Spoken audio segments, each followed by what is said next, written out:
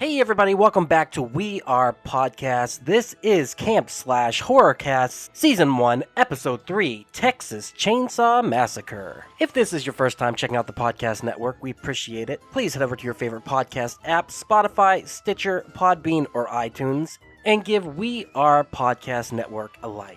And just a reminder, Camp Slash Horrorcast is a weekly live videocast available on Twitch and YouTube. We go live every Monday at 8 p.m. Central Time at twitch.tv/WeArePodcastNetwork and youtube.com/WeArePodcastNetwork. As the Camp Slash Horrorcast is live, I will not be editing the audio for this podcast, so what you saw live is what you get here. Please come watch the stream every Monday at 8 p.m. And if you want to see the previous streams, go check out our Twitch or YouTube channel. And for a full list of future films we'll be watching, please head over to Facebook, Instagram, and Twitter at /WeArePodcast. All links can be found in the description. And with that, on to the Horrorcast. Camp Slash Horrorcast. Oh, we're live. I'm kind of looking over here, too. We are we're live! up and running, gentlemen. I felt like Penn Jillette there whenever he was like, oh, we're live! And they're upside down. All right. Hey, everybody. Welcome to the Camp Slash Horrorcast. This is Duck. I am here with my camp counselors. I've got Jacob Pickingston. Sorry, Jacob. How you doing, sir? Pickingston? Sorry, yeah. great start. Yeah, it's like every time. Pinkenstein is here. I've got the leather taint himself, Mr. Javi. Hobbs, how you doing? Pretty good, pretty good. Ah, yes, the movie aficionado, the man who knows every movie that came out every year. You can test him anytime you want. Mr. Jay McClintock. Jay, how you doing? Doing well, doing well. Will, let's test him right now. Wait, Will's not in here yet. Yeah, I'm like it hot. No, I'm here. I'm having trouble getting a signal. We're driving right now. Give me a second. All right. There we are. Driving with my buddies. Holy hell! Yeah. Hey. What? Hey. Are you kidding me? What's up, That's guys? pretty rad. We This missed you. is terrifying. What? Why? Dude, all right, Strawface, how you doing tonight? Oh, dude, good. We're just driving, trying to find this old house that my uncle liked. I don't remember what the movie was about. Good. Ethan, if you weren't scared already, welcome to Strawface. I mean, welcome, Reverend Dude, it's Ethan. like cranking Reverend. it to 12. Oh, fuck, man. Literally, as we're starting this, I finished the movie maybe 10 minutes ago. Wow. And Fresh meat. that's the shit. Also, counselors are here, but we also have two new campers to the crowd here today. Thank you so much for coming. We got Mr. David Jessup. David, how are you doing today? Good. And finally, we have, I'm going to say, the guest to end all guests on Texas Chain Saw Massacre. This man, he's got so much for us tonight. This is going to be amazing. Mr. Larry Garza, everyone. Larry! Thank you very much for having me. Like all credits aside, as soon as I heard it was a Texas Chain Saw Massacre podcast, I was fucking so in, and I'm so excited to do it. Thank you so much for having me. So this is going to be so much fun. What is the Camp Slash Horrorcast? We are going to talk about a movie of the week. We do this every Monday at 8 p.m. here on Twitch and YouTube. Please come check us out. Next week will be Halloween. But today we are going to give... Next week is Halloween. But Yeah. next week after this Halloween, but we're watching Halloween, which you're obviously terrified by. But we're going to start talking about Texas Chain Saw Massacre, a movie which I fucking adore. And we're going to kind of go down the line and talk about our experiences and what we know about this movie. And so I will begin. When I first saw this movie, I would say it was probably 10 to 12 years ago on a weird night, just smoking, eating some delicious Sheets back in Pennsylvania. Sheets has nothing to do with the Klan, by the way. It's a gas station slash convenience store The fuck is this? that has made to order food that's amazing. So I used to go buy this, then get stoned and watch movies all night long. And so my first experience with Texas Chain Saw Massacre is stoned out of my mind. Never been to Texas, mind you. So it seems even more alien to me because I'm from the mountains of Pennsylvania, one of them Appalachian hillbillies. Yinzer. Yes, Yinzer. I love what's going on right now. Fucking Appalachian. So David the brought movie, some ham. it was so scary, and I loved it. But watching it again this week, I can appreciate it. Maybe because I'm a little bit more sober. But yeah, wow, what a great movie. Where are you from, Dougie? I'm from Clarion, Pennsylvania, which is around Pittsburgh, Pennsylvania. It's about 2.5 hours outside of it, in the middle of the hills of Pennsylvania, where all the hillbillies live. But with that said, I'm from the Appalachian Crazy Meth Heads, and this the movie blue scared people. me more. Yeah, But terrifying. is that what you thought of Texas? Yes. Okay. Yes. Okay. Right. And I I thought this mean- movie was an accurate representation of Texas. Right. Just the Right now, I'm not though. gonna lie I at thought all. the same. I thought the same. I'm not even from here. And I Well, thought, let's talk about it, Hobbs. When you first saw it, Javi, Leather Taint, I mean, how old were you? What was your experience with the all movie? right, I'm gonna set the scene. Picture it. 12-year-old Javi, 1999, July, Perth Amboy, New Jersey. My brother puts on a VHS of the original Texas Chainsaw Massacre, and right off the bat, I shit my pants when John Larry Cat starts to read the just the wording for it, and I didn't realize it was John Larry Cat, but I was like, this voice is fucking terrifying. Because it made it seem like it actually fucking happened. So I went into this automatically from that with the mindset, this is a documentary. This is based off actual events. And I finished it with that mindset, like, holy fuck. Fuck Texas. Never going there. Never going to get murdered. Because I think, like, 3 months before I first saw Deliverance, and that was my first, like, big thing of Southerners all together. They were just, like, fat people raping. I was like, I want to get fucked. Literally, if I go down Wail like a pig. Where are you from? Oh, I'm from New York. Oh yeah, I get it. He's from Queens, baby. Queens. So as much as as a hillbilly was going, Texans are scary. He couldn't even deal with it. Like he's like half dead It's on bad. the floor. Even to this day, you can't get me to go to the country. I'll freak out. No, you can't. That's what I was about. Like he needs city lights. Ridiculous. Well, let's talk to the Texans then. Is everyone else is from Texas, correct? Yep, I am. Nope. Well, let's start with David Jessup then, because he's not from Texas. Let's go with our last foreigner. David, when you saw this movie, where are you from, first of all, and what did you think? Originally from Florida. I moved out here in '96. My rock band. I had a job. I had a job at a video store, like a mom and pop video store, in the late '80s, early '90s. And this movie, I was from Fort Myers, Florida. You could not find this movie anywhere. It was one of those weird things where, because I mean, you got to remember, this is before the internet, so everything was word of mouth. And so this was one of those movies that was so, like, it was the legend behind it. But, and this, Larry, you're going to hate me. Yeah, I already do. Okay. When I first saw it, I didn't like it, and this is why. Yeah. The bar was set so high in my imagination right. of what it was supposed to be. Like, this movie was banned in all these countries, and it was going to be the goriest thing ever. And I remember and it's really not that gory. It's not that gory. Zero.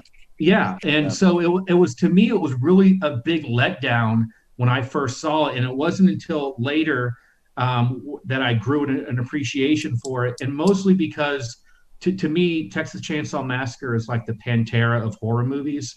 It has been so influential, like Pantera. I mean, all these other bands never would have existed without Pantera. All these other tropes, the final girl trope, that was that started with the Texas Chainsaw. The big guy with the mask was Texas Chainsaw Massacre. So I grew to appreciate it, and I just want to tell you, like, I watched it again for the first time in like 10 years. Saturday night. I just want to bring up a couple scenes that we're already going there. Sorry, we just okay. I'm sorry. I'll stop. Rushing into it, buddy. Oh, yeah. Don't blow your wad. We'll hold on. David's like the professor. If any of you ever take Zoom classes, he's like the teacher with a fucking rubric, showing us like, all right, listen here. So the origin here with Toby Hooper, like, chill out. I took notes. Yes. All right. So that's two, because Jake did the same thing. I guarantee. I took notes too. Let's get through our histories, and then we'll definitely go into the movie. Let's go to the Texans, though. So let's start with Jake, I think, real quick. Jake, what is your history with this movie? When's the first time you saw it? 10, 11, 12 years old. I mean, like I said, with all the other horror movies that we've already watched thus far, having older brothers, I just kind of grew up with this shit. So I love the movie. I mean, it's fucking on point. Toby Hooper's the man. Toby, So- wherever you are, brother. Thank you. Seriously. Yeah, he does great fucking work. So this movie is pretty on point, and I got a couple things that I have gripes with that we'll get into as well. So, man, we're gonna start that conversation. Mr. J, how about you? What's your history with the movie? Well, to be honest, my first experience with Texas Chainsaw Massacre wasn't even the Texas Chainsaw Massacre. It was this movie called Summer School with Mark Harmon. One of the main I thought of that scene also. Yeah. Fuck. One of the main characters is a guy named Chainsaw, who I guess might have inspired Larry in a few ways, because he is literally the biggest, or at least until now, biggest Chainsaw fan I've ever heard. And so in the movie, they actually have a screening of it. And then I saw Summer School, and then probably about 3 years later, I finally saw the film in its entirety. And I think watching Summer School made me like the movie even more, because I was like, oh wow, now I get to experience it like those guys did. So I think it actually heightened my experience. And yeah, I loved it. I was 10. I couldn't even tell you the month. It was December 1991. I'm not kidding. I remember it. And you've got some weird like thing going on where you have like perfect memory when it comes to like nerd and stuff. Like it's every single time. That's great. That classroom scene though in Summer School, whenever they do all the makeup effects, more gory than this movie. God, yeah, Way absolutely. So fucking insane. It's so good. Oh yeah, that's awesome. Will, how about you? What's your history with the movie? Well, I'm not from Texas. Well, shit, I screwed up already. God damn it. Oh, yeah. Vegas. Look You at gotta that, come, right? baby. Yeah, I saw it in Vegas, but kind of the same as Jessup, where it was one of those movies that you just heard so much about, and like that was the horror movie to watch because it was so realistic and stuff. And I remember enjoying it as a kid. I remember hating Franklin as a kid. I hate him now as an adult. We'll get there. Why? He's already needling in. I'm gonna needle him all night. Hate him. Hate him. Fucking Franklin. 45 minutes of raspberries. That's what this movie is. From him and a hitchhiker. But you know what raspberries sound like? Chainsaws. Fucking right. Fucking right. Think about it. Larry, I love this movie. This is one of the best. It's so good. Absolutely. Larry, we're gonna get to you 1 second. We want to get to the person who just watched it as we were starting this cast. Is literally had to take a shower to wash off disgusting. The filth and the grime. Unclean. Ethan. This is my first time watching this movie. No ever. way! Oh, period. Your cherry's broken. His raz cherry. Cherry's broken. Dude. Ethan, what'd you think? Your exact words to me were disgusting. Disgusting. Oh, God. I was fine. You know, people started dying. I was like, okay, this is kind of cool. Leatherface is running around chasing with a chainsaw. Okay, this is fine. Yeah. Oh, and then Act 3, dude, it just falls apart. Some of the gore, just the setting, everything came together. Gore? What gore? Talk about all the point. fucking human meat on the table. Them bashing her head in with a hammer. That's about it, though. Dude, just... That's not gore.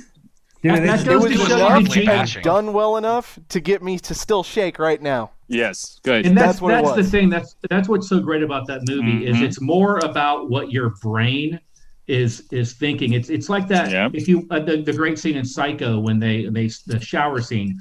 Yeah. The knife never goes in her.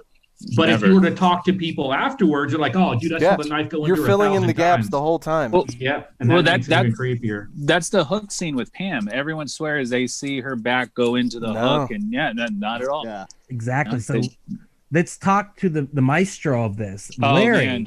Sorry. I was saving the best for last, bro. We gotta talk about it. Look at his background now. And that isn't even like Strop's face. That's my real office.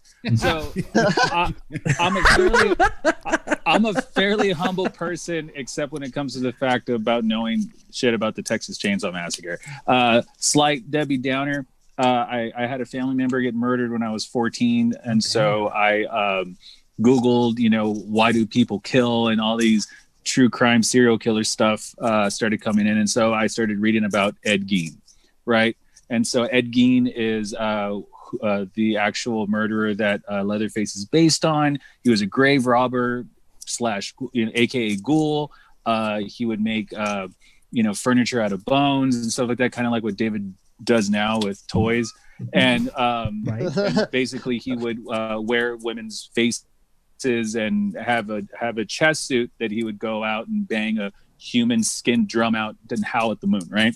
So I got really into him in the sense that he was just so out there, and this is during the 50s, and being from Texas and being like the way any Texan grew up, their uncle told him, I know where it really happened.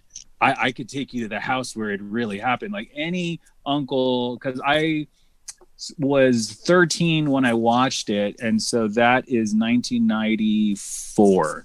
And so my uncles were like, I saw Leatherface's case files, I know the prison where he's at, thinking that it's true because it says it's true, but it's like, like Fargo, they did say it's true so it'll freak you out more.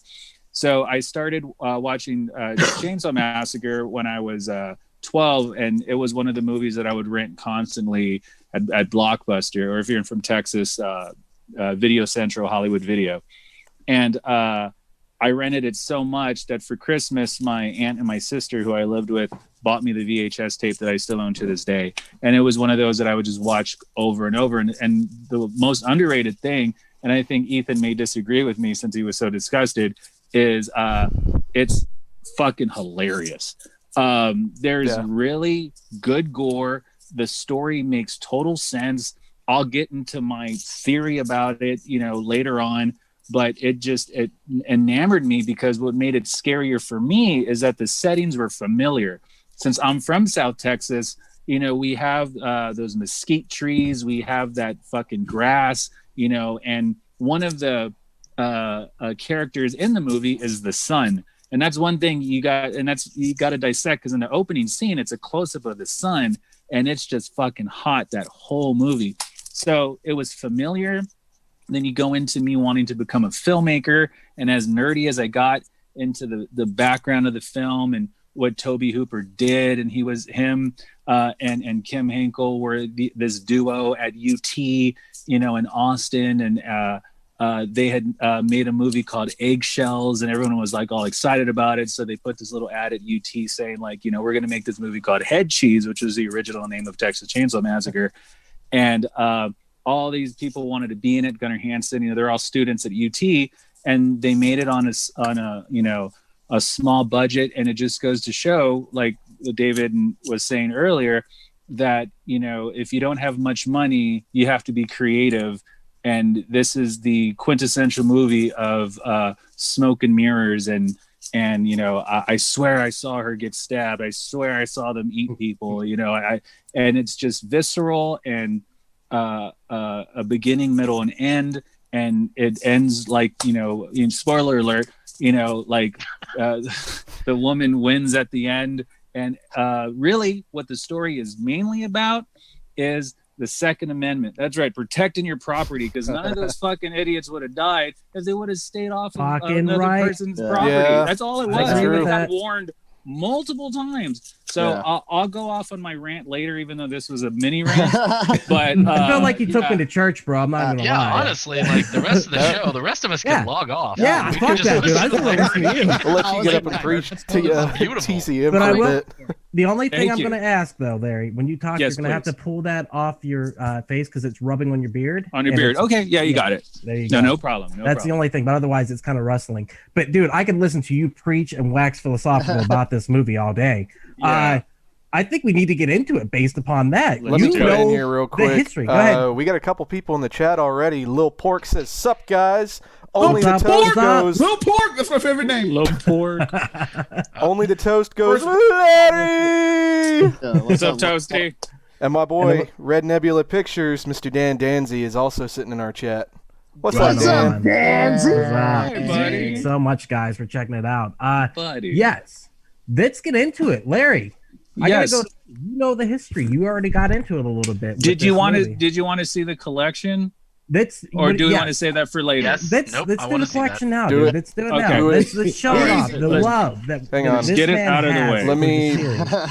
I'm gonna. Oh, sweet Jesus. All right. Here we go. So I don't know if you'll be able to see. So this is my collection of autographs and stuff like that. Sorry, there's a glare. There's my precious I make it a point to have them say to Larry. So this is from Gunnar Hansen to Larry, Andy, Mikey, and Gunnar. And yes, I named my son Gunnar. He says the Saw is family. And then here is a picture of all of us with Gunnar Hansen. So my son Gunnar got to meet Gunnar Hansen. And so here, I'll go photo. This is a picture of the house from the movie. There's us in front of the house. And yes, I stole pieces of the house. so I could take home. This is another one of my little holy grails. I have pictures of Gunnar Hansen in the autographed of the Pretty Woman mask, in the worker mask, if you could see that, right? And then in the grandma mask. And I don't know if any of you guys noticed that he had 3 different masks during the movie. It's autographed by Gunnar Hansen. There's John Dugan right there, who played Grandpa. Ed Neal, who played Hitchhiker, and Marilyn Burns, who played Sally, who passed away. And then we'll go down to Terry McMinn, who is the Hook girl. She saw his family from Pam. This is kind of a rare one because they don't really do autograph sessions. This is William Vale Kirk. And so he autographed these. Look at these lobby cards that I found at a flea market. They're not originals, but they're badass 11 by 17 just amazing photos that just came in a packet for $12. And then finally you have Ed Gwynn, who was the driver of Black Maria, who actually did some cons. Sorry, I'll make it quick. I know. No, this is great, dude. Take your time. We're loving it. We're all just in awe is the problem. We're just like, my collection, you could see Jake's collection behind him. This is like pure love. And that's what's wonderful. That's why I wanted to have you on this. So take your time. Show it off, dude. Thank you. Because I can go on for like 6 hours. Well, then let's do this. You can be here all day. We could do it. So, and if you have the pictures, Ducky, yes. All those pictures I don't have on frame. No, we'll show them plus the video you sent. So this is Ed Neal, who autographed it for me. And the super rare one is Alan Dillinger, who plays Jerry. And he actually quoted the movie. He said, "Quit goofing on me." Yeah. And real quick, Ethan, on your screen, can you spotlight the video for Larry? I've been doing that this whole time. You have, thank you. Okay, no, thank you. I'm working my Engineer Ethan. Here. Don't question Engineer Ethan. Yeah, Zoom. All right, keep going, Larry. I'm sorry. I don't know why Zoom. It does. No, you're large on the screen. No, you're good. You're good. It's all you. No, your show. It was on selfie mode. That's what it was. Okay. And so as this is Alan Dillinger, and they didn't have a lobby card for him because I guess fuck Jerry, even the website just didn't give a fuck about him. So he had to sell this out of focus frame of him getting hit with the sledgehammer, which is an actual fucking scream because they didn't tell him. And now to the random shit, I have fucking lunch boxes. I have fucking pillows. I have 3 toy chainsaws. This one, to get into part 2, is autographed by Bill Johnson. And the other side, Bill Johnson and Caroline Williams. Wow. Right. This is the part 2 section. That's the holy grail of t-shirts. It's a Fangoria t-shirt that you had to order when the movie came out. Then you got all of the fucking figures. There's the worker mask, the pretty lady mask. There's Ed Neal's figure signed. Then you have Chop Top, since we're getting into part 2. As you can see, I got the Leatherface from part 2 autographed by Bill Johnson. And Bob England, who was the fucking stuntman. Then I have the OG McFarlane that I'm sure you guys all seen. And this rare motherfucker is a Matchbox toy. That's cool. The other badass thing my wife got me for Christmas one year is, that's right, the Atari 2600. Oh, shit. Fuck yeah. Dude. Yeah. Wow. She had to order that shit from the UK. Now, what's really cool, and then you got the fucking pop figures. Yes. You have the Living Dead doll. And then this old school guy that got at Spencer's in 98. And he still works. Wow. Yeah, you can't really hear him, but yeah, he's going. I have part 1 on Laserdisc. No way. Yep. What? the Laserdisc, and a full deck of cards from Texas Chainsaw Massacre. And then there is all of the bigger figures and all of the masks that I've received. I've received a lot of gifts. Like, this is my last name in Chainsaw.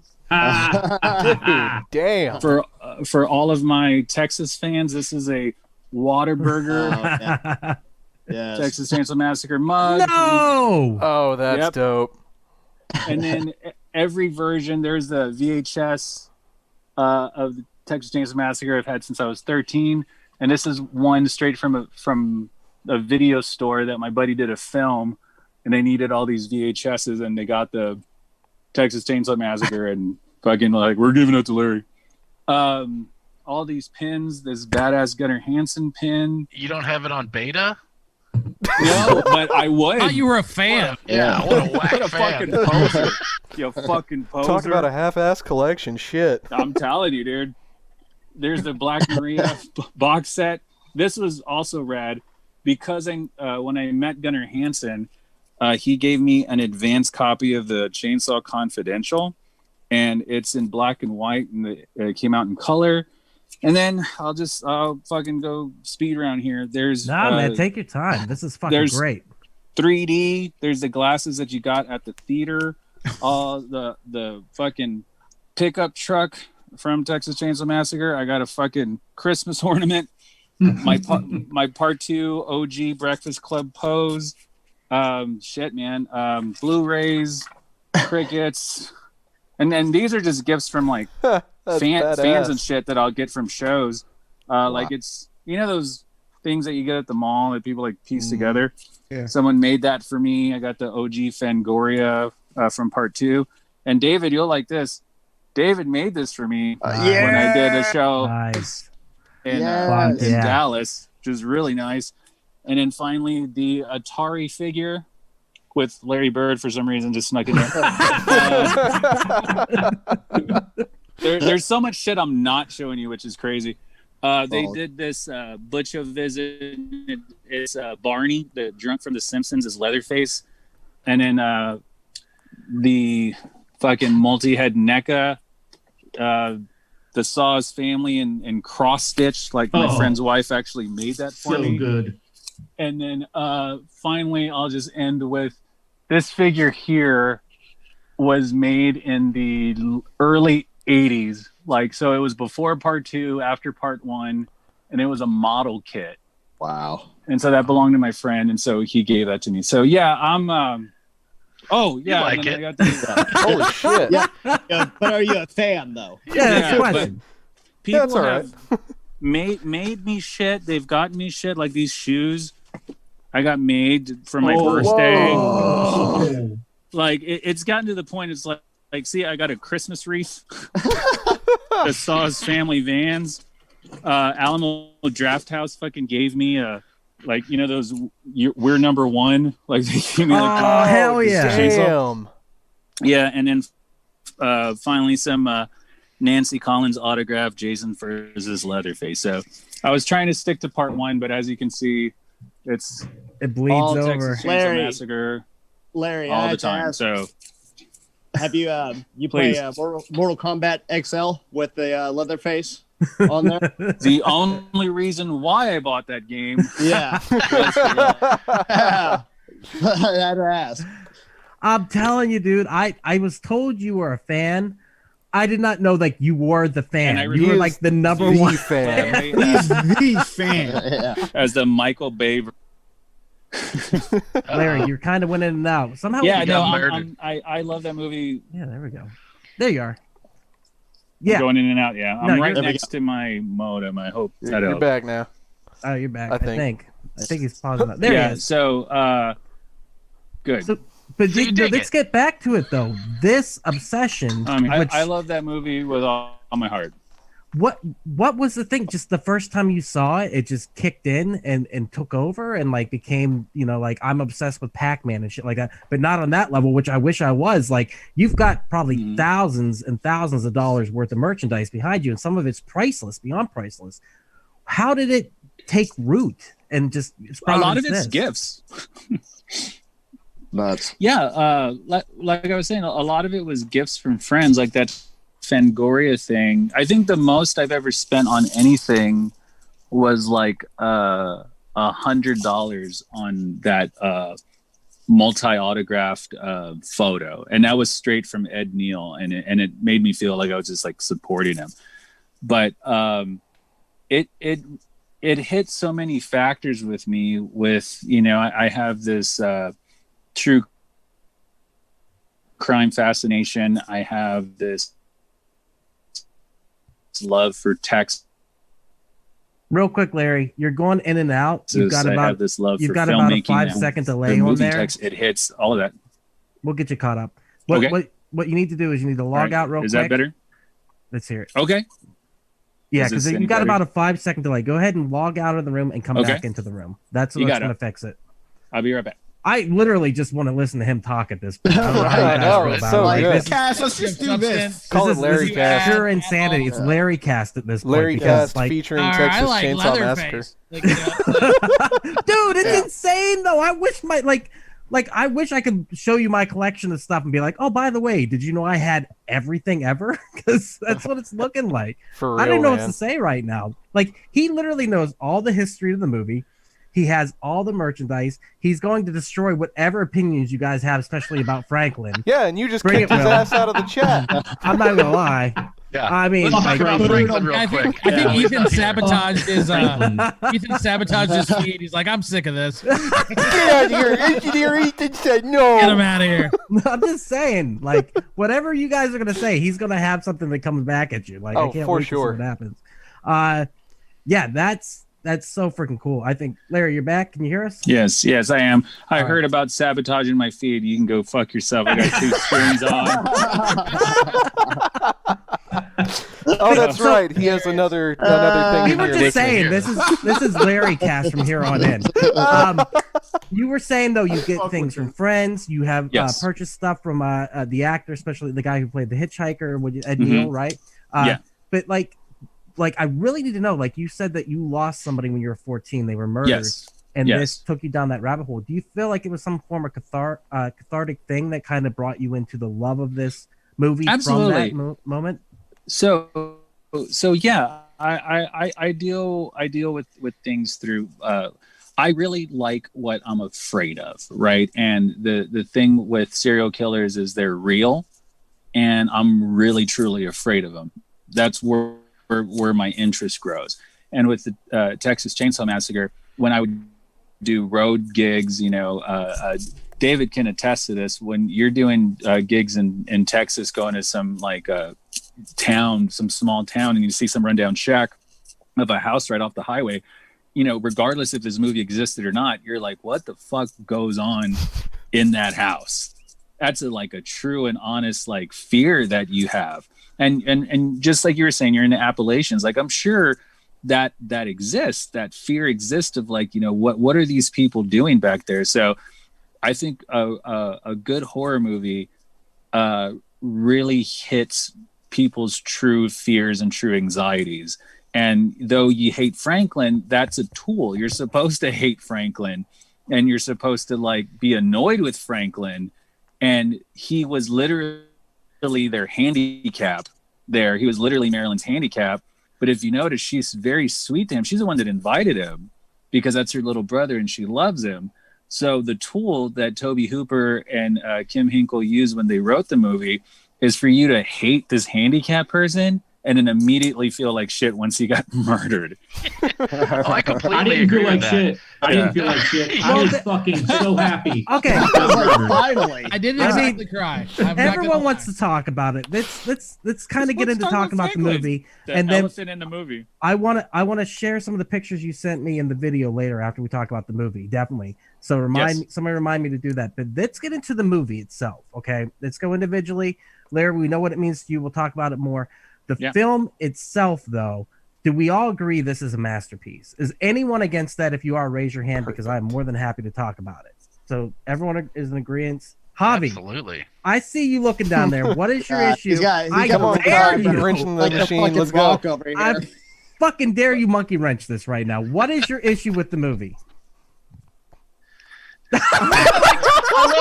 I love how Larry set himself up. He's like, So like already just I'm gonna get fucking destroyed. You know? Right. No. But it's opinions. Bring your microphone closer, Hobbs. Art is subjective. Art is subjective. Totally subjective. Please don't be afraid to dislike and shit on this movie. It won't offend. Even if you're wrong, it won't offend him. Okay. All right. Okay. For me, there's still like this movie. Just it bothers me now that I watch. That's the point.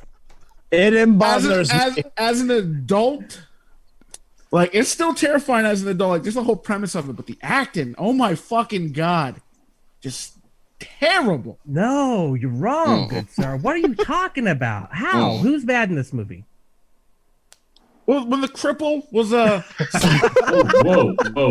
Yeah, it's called handicap. Okay? There you go, right there. Capable, my friend. Not that. they like to be called little people. They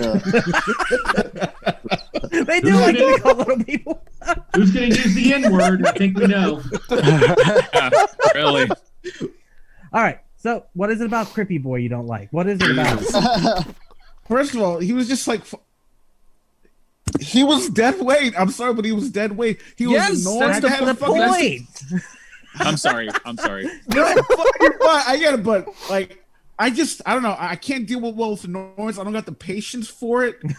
And like, it just fucking, it irks me. Like, I'll be like, oh my God, I just want to leave you.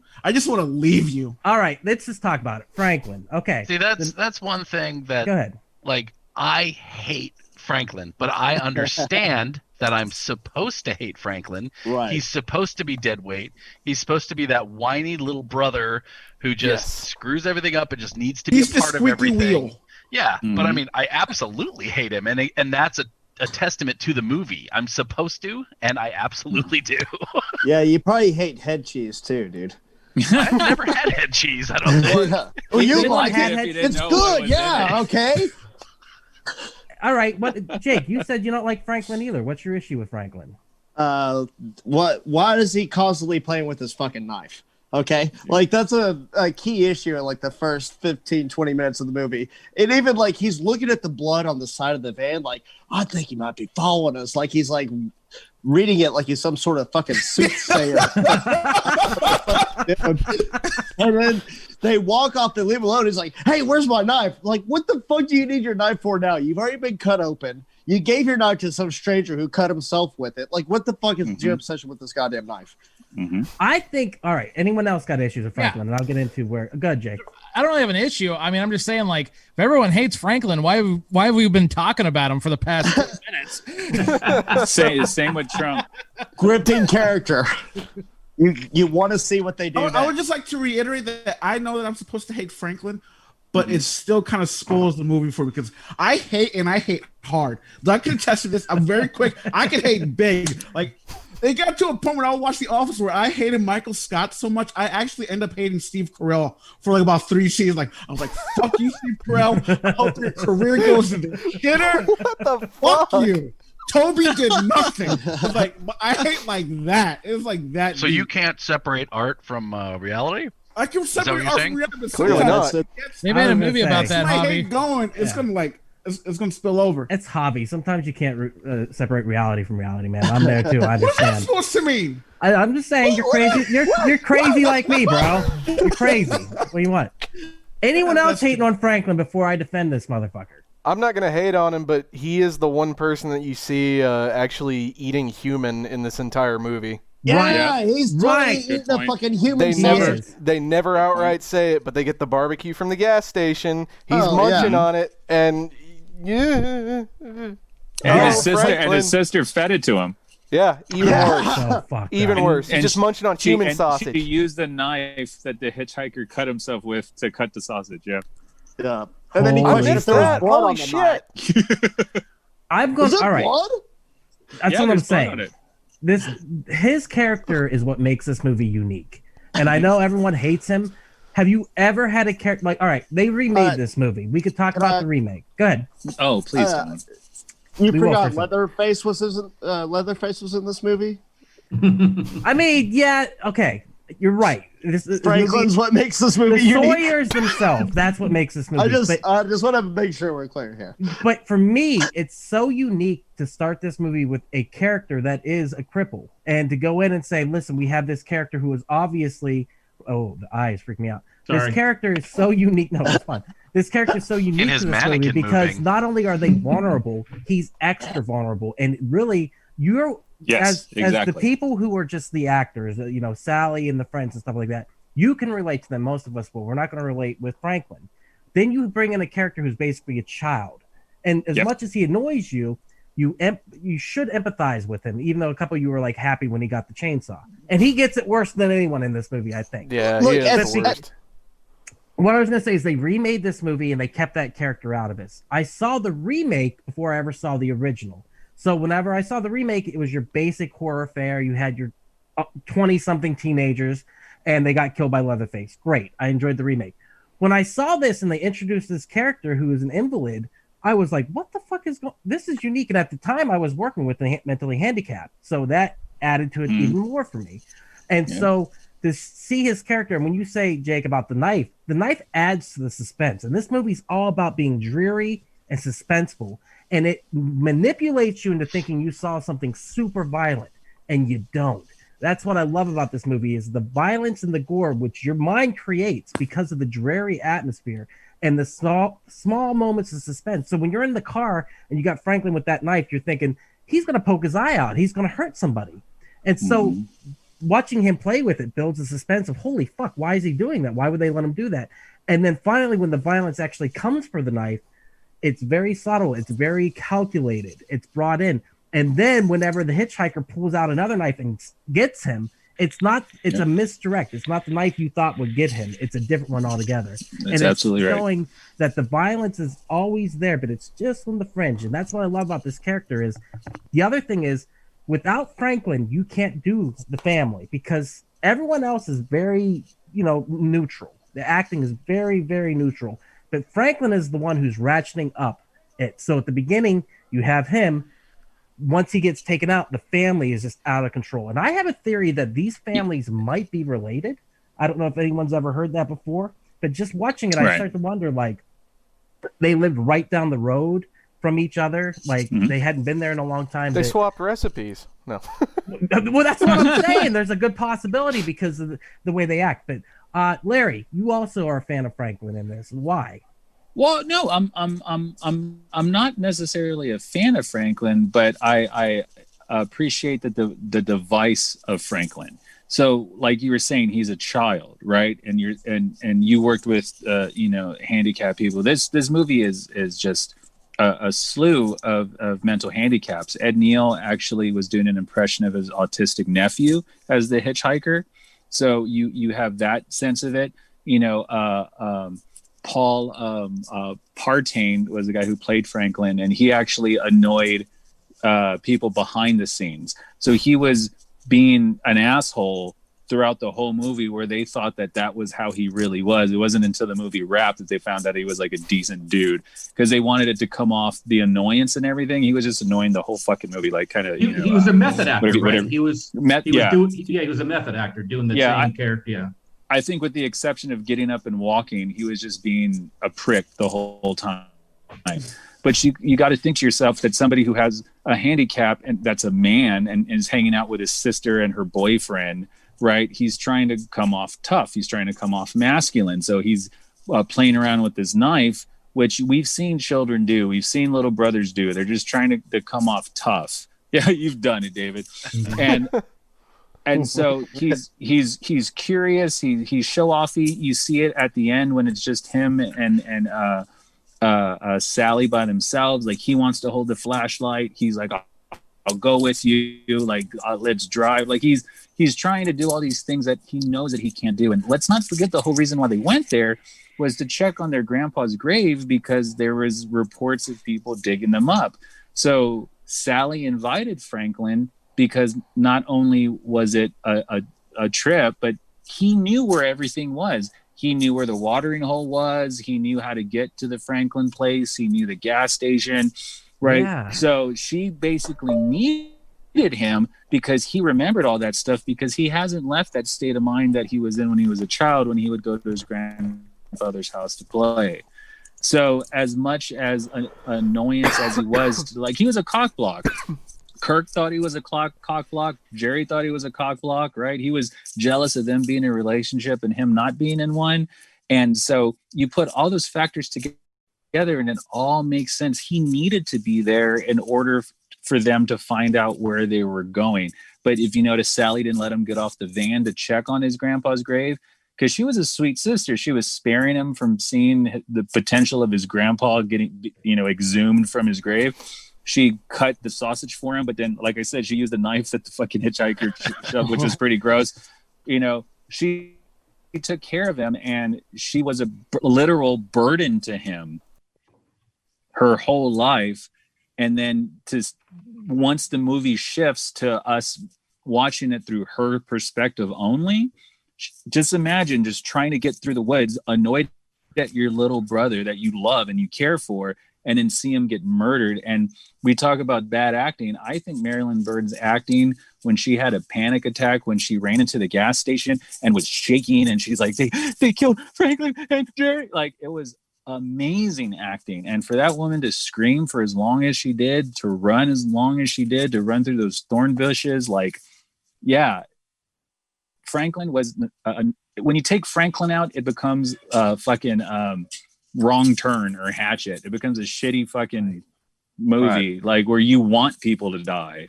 Completely agree. That was very compelling, and you just blew my mind.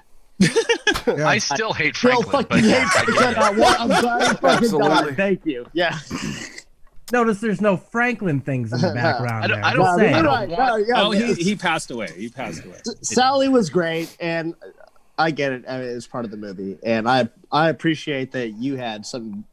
You could flip it on me like that, because I just could not I couldn't stand the character. I despised him, and so much insight that you had in it. Yeah, I mean, you made a very compelling argument. I love the fact that you said about the perspective switch of the movie. The first half or 2/3 of it is Franklin, because it truly is. You're watching the world from his perspective. And when he gets murked, he gets taken out in a wonderful way where it's almost like he never mattered, because you don't get to see it. And once again, the violence, I think he gets the worst out of everyone, personally. That's my perspective. Oh, he absolutely does. Look at Will chilling with him down there. Yeah. But that's so cool. I don't know what that means, but that really does create a difference in the movie for me, when you said the final girl switch whenever it gets turned over to her for the rest of the movie. Yeah. That's absolutely wonderful. The other characters, too, they do their part, but obviously Franklin is front heavy in the movie.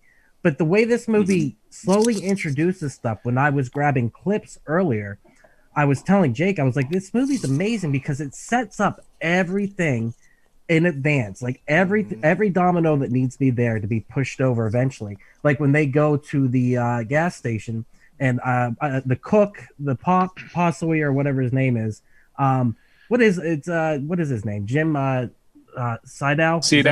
Oh, yeah, he was fucking great. Killer to have this guy who's like think is a driving in the fucking truck, man, whenever he's just fucking prodding her while she's laying in the floorboard. That shit was so fucking like it was fun. Hope you're not uncomfortable down there. Right. But what's beautiful is he says, maybe you shouldn't go poking around other people's property. They won't take kindly to that.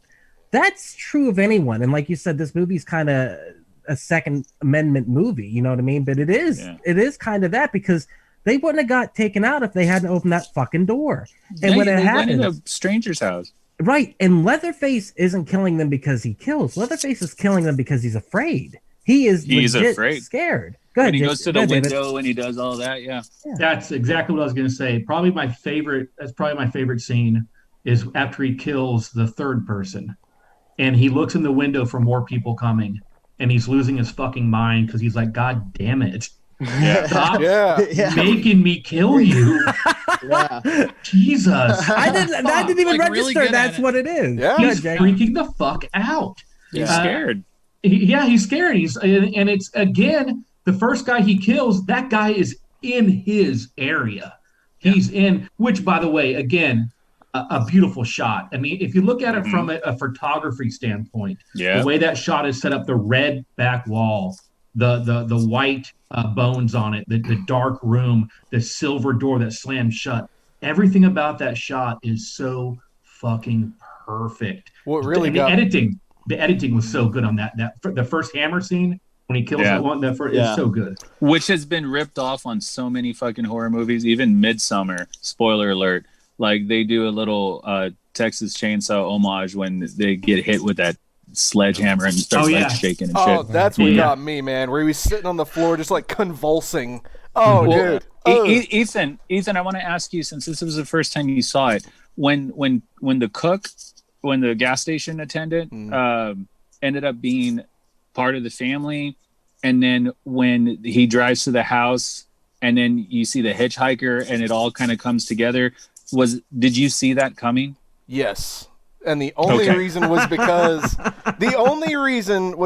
I know a little bit of the history of this character from other media. So I knew about the family. I knew he was freaked out and just a scared antagonist, but I think that this movie has been ripped off so much in horror that that's just a trope now. Like that's just a normal thing. If you meet someone in the beginning, they're going to be the bad guy in the end. And Duck kind of touched on it, but this movie is amazing with foreshadowing. Like the knife and all the little things are constantly shown in the beginning and then paid off in the end. And I think that's just impressive the way everything has a reason, except for the blood, which it bothers me. The blood that he put on the van, like even I today, when I watched it again, was expecting it to pay off. Like, is it a symbol? Did he mark the van so that they know? But it was a slide. It was a sleight of hand. It was a sleight of hand. Yeah, and it's also like, it's a nice. It was like it's like a Republican wet dream in the sense that like they're protecting their land, right? They're what's it called? They're bearing arms, even though it's chainsaws and switchblades, right? Larry, real quick, can you take that off your beard? Sure. You got it. Yeah, my bad. You know, when he puts Sally in the truck and goes back and turns the light off, and he's like, the electric bill was so high, I'll put you out of business. Like, you know, it's like he's a small business owner, right? And then you got these hippies. That was a thing that didn't really come off that Tobe Hooper wanted to, is he wanted, when they were doing the whole, you know, what was it, Saturn in retrograde and all that, they wanted to make sure you hated these people, you know, because at the time hippies were kind of like, you know, eye-rolly type of bullshit, right? And then you just have the shit. I lost my point because of the microphone. But way to go, Duck! You broke. I was scraping. What do you want? I appreciate it. But go back with the room tour. Yeah. We're getting back then. No. You were saying about Tobe Hooper really wanted to come off like the hippies were like annoying and like kind of wanted them to die. But like.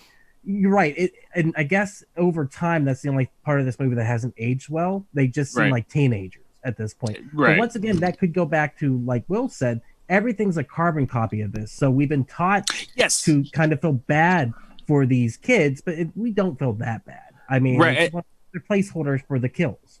Sorry, that was my last point, was when I first saw this when I was 12, you know, and this was kind of like my intro, this is one of the intros to horror movies, was I didn't see it coming because, you know, the cook or the, you know, gas station attendant was trying to get them to go home, was trying to tell them, you know, girls don't want to be, you know, mucking around in an old place, you know. You had the hitchhiker was just a rando guy on the road. So then when the cook turned, when he came in with the rope and the bag, as a kid, I was like, oh shit, he's a bad guy too. Not even thinking he was going to go to the house. So then when he goes to the house and you see it in the headlights, you know, you're like, oh fuck, he's with Leatherface, because you ask yourself, why did Leatherface stop? Oh, because he's, you know, doesn't want to be seen in public. Then when you see the hitchhiker in the headlights and it all comes together, not only was that like my nightmare, but to reiterate, you're in Sally's eyes. So when they take the bag off her head and I thought you were in a hurry, like that's, can you imagine her seeing the cook, the guy that was chasing her, and then the weirdo in the van, all in one fucking dining room? That That's a true nightmare. And like you said, it's been ripped off so many times. But I think it still works. That's the thing. Go ahead, David. Dude, it works. I think Larry was talking about again about the story and just how if you watch it and you notice the little nuggets they give you, how it all comes together, the grave robbing, and then you find out it's the hitchhiker that was grave robbing, and that scene in front of the headlights of the car is another shot where you could take the frame and put it in a museum. It is so beautifully shot. Yeah. But the little bit of information they give you tells you so much. When he's arguing with him that, you spent too much time out there, you're going to get us in trouble. And then another really good thing too is during the dinner when the barbecue guy is admitting that he doesn't like killing him. Yeah. And then the little guy, the hitchhiker, is pissed that him and Leatherface have to do all the work. You're just a cook. I know, it's insane. And so good. And how abusive he is to them. Like he beats up, the hitchhiker. He smacks around, or he threatens Leatherface. I don't think he ever really hits him.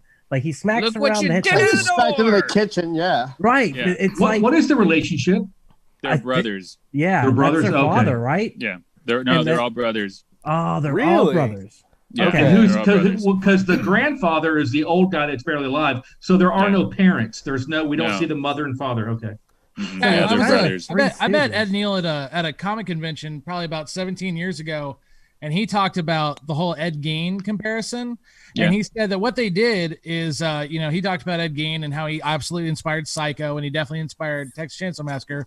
So what they did is they literally took Ed Gein and they separated him to like 5 different characters. Oh, wow. Yeah, I didn't. Wow, so that's I've never seen that or heard that before. Character in the Hewitt family? Those are the Sawyer. Okay, Sawyer. The Sawyer family, every one of them is just a different facet of all his different little damn. That's why the cross-dresser is one. The women's the other. The guy who makes furniture is another. It's literally just it's almost like it's really cool idea, I thought. Who is making the furniture? Do we know who that was? Because we didn't talk about the furniture. Do we know? Did they ever say that? No, the assumption is that it's Leatherface and the hitchhiker, because the hitchhiker goes and collects roadkill. Like you notice that his bag is made out of like a raccoon or something. Yeah. And so Leatherface is making the masks. He's kind of like the homebody. So when he's in his grandma mask, when the cook gets home, he's he's preparing dinner, he's making everything. So you would assume that Leatherface is the one making the furniture. And he does change mask. He has one mask when they invade the house, because it is a home invasion. Yep. He has it's a 3 worker masks. mask. What are the 3? Yeah. Good, Jake. It's the worker mask, the grandma mask, and the pretty lady mask. And then you notice that each different mask has different wounds, alluding to the way the person died. So the worker mask, the one that we see at first when he's by the window, she has a bullet hole in her forehead. Oh, okay. Damn. And then talking David about the little foreshadowing. When you get the opening shot of the corpse that's on the grave, and only parts of the corpse have been removed. If you listen to it, they say a small town a small town in Newt, Texas had a blah blah blah blah blah blah. When the cook is hitting the hitchhiker with the broom, I just noticed this today out of the fucking hundreds of times I've seen this movie.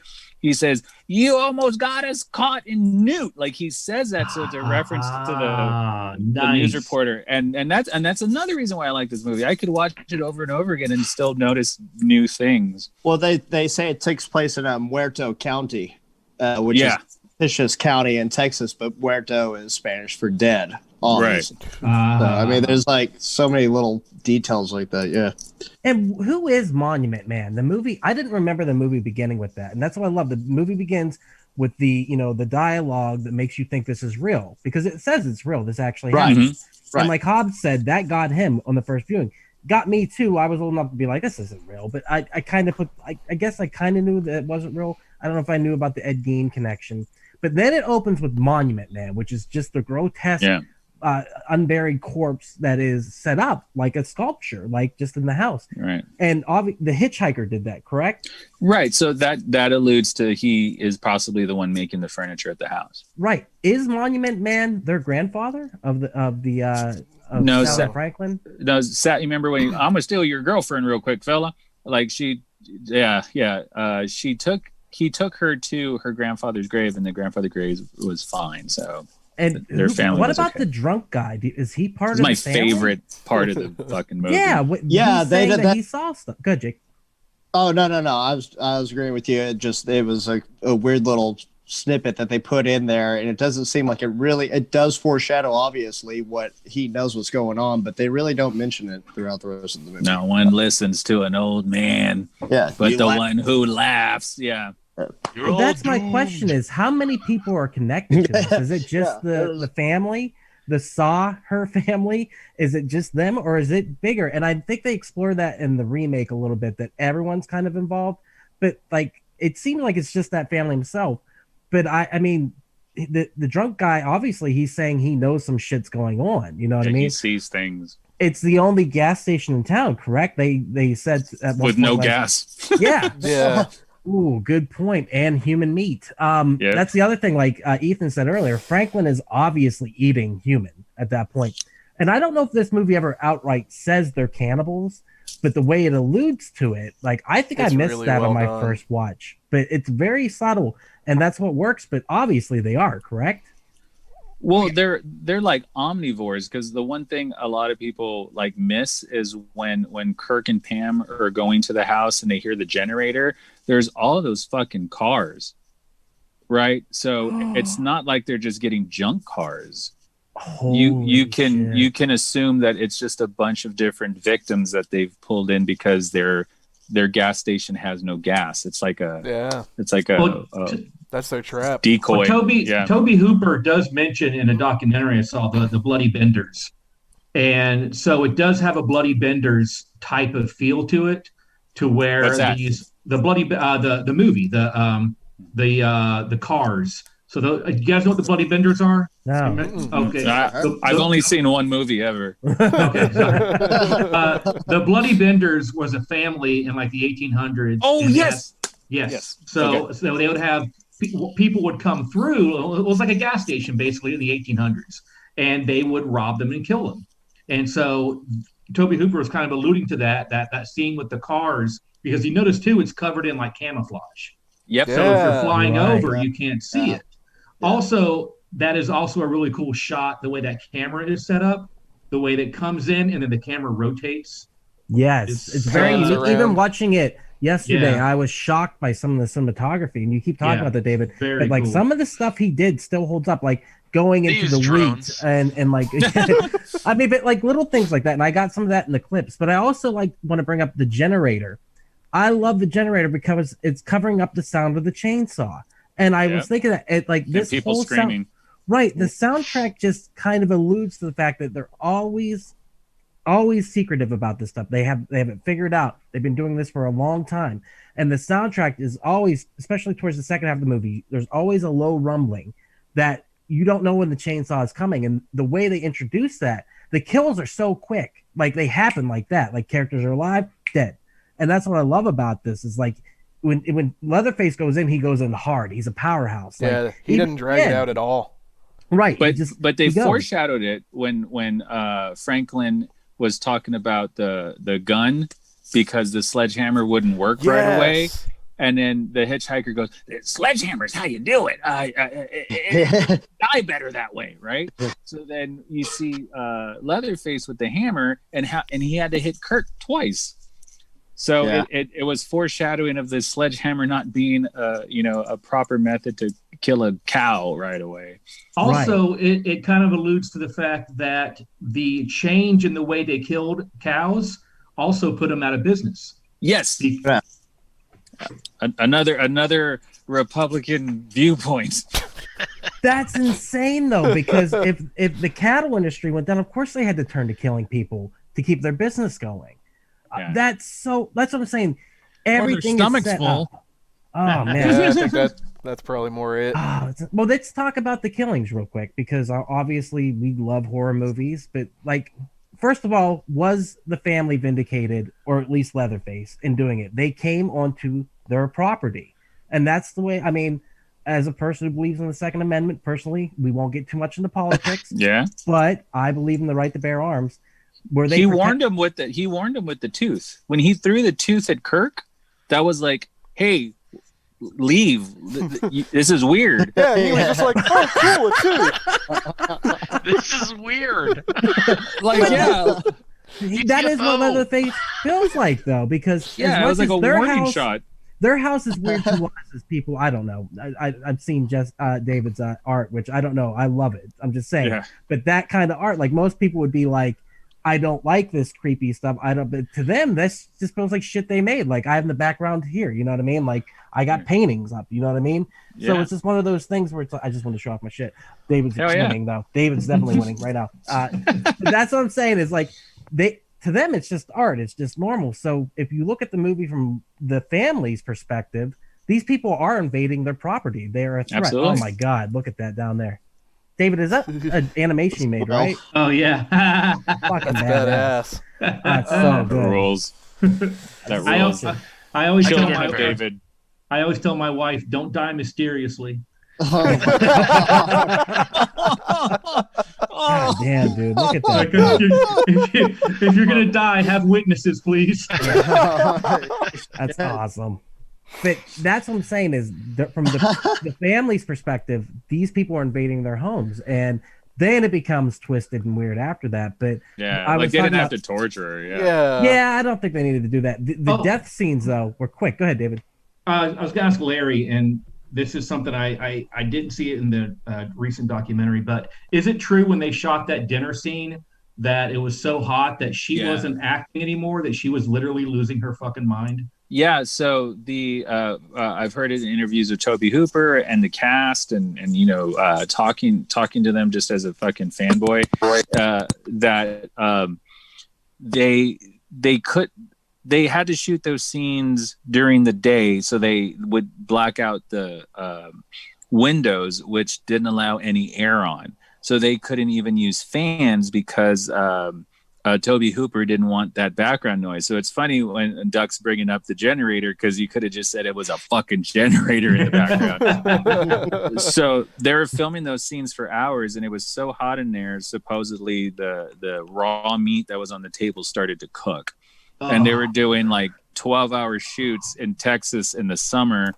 And at the end of the movie, when Leatherface does that chainsaw dance, that was Gunnar Hansen. After multiple injuries, after multiple hours of being in that heat, he was actually trying to snip Tobe Hooper and the cinematographer Daniel Pearl, because he was so fucking pissed off with how shitty the fucking, like, it was like a poorly produced movie, because if you talk to any of the actors, they're pissed off about it. So if you watch that documentary that came out like in the 80s, it's not a good look on any of it. Like, I mean, I'll get into what happened to the movie with the mob and all that sort of shit, you know, if you want. But Gunnar Hansen flat out said, I don't want to be dead and only known as Leatherface, which is really sad, because I mean, that's essentially what happened.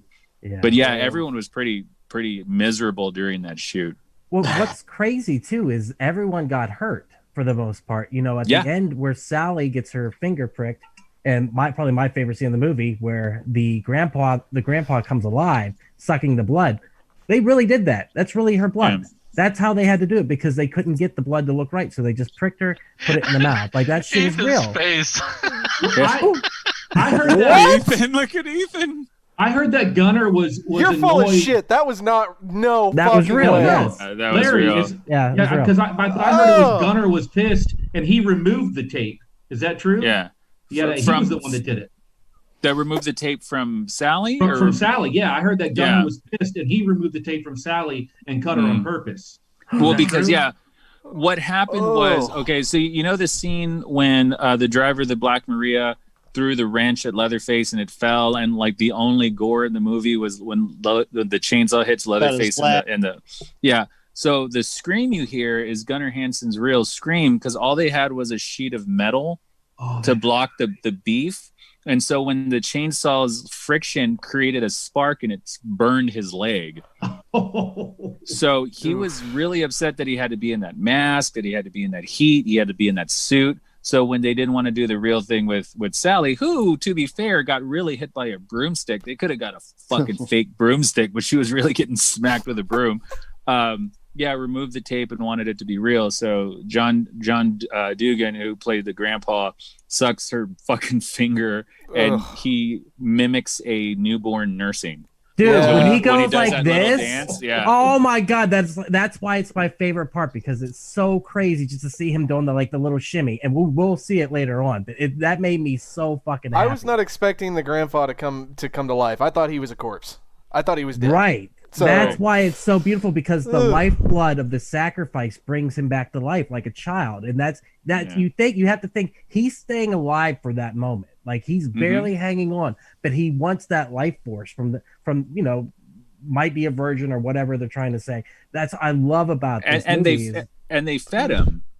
They fed him, but it was just this one instant when let grandpa get a hit. He's the best. Yeah. Love it. All right, everyone, real quick, who is your favorite family member? Mine has to be the grandfather. I love him. I just think it's so creepy.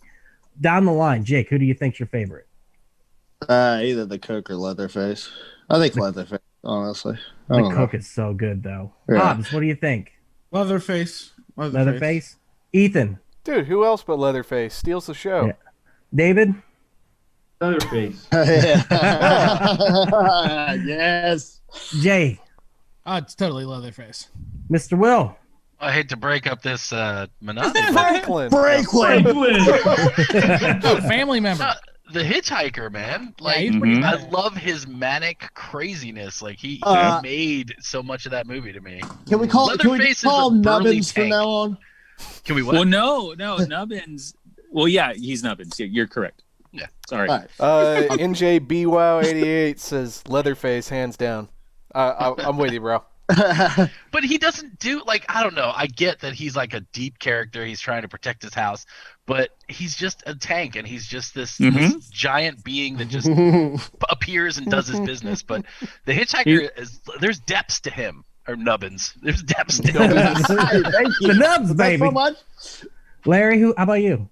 So, because I'm gonna go with Will. Leatherface was essentially a manipulated, tool for the family. My favorite character has always been the cook, because he, now that I know that he was those different versions of Ed Gein. Thank you, Jay. I didn't know that, so that fucking expands it. He was able to blend in with society. He was able to hide it. And then the Dr. Jekyll, Mr. Hyde that he's fighting with himself, not only in the truck, but in the dinner scene where he's like, all right, get this done. And he just repeats himself because he wants to see them suffer. He's enjoying it because he's a psychopath, but he's blended in with society so much. He's trying to be a decent man and pretend. There's all these levels. He was actually the only, Jim Cedar was the only SAG actor in the whole movie. So they needed a really good actor to play the cook, so the cook was my favorite. Duck, you're gonna have to explain this one because our friend NJB Wow, I got a thing with chainsaws. Ducky heard my flaming story with a chainsaw.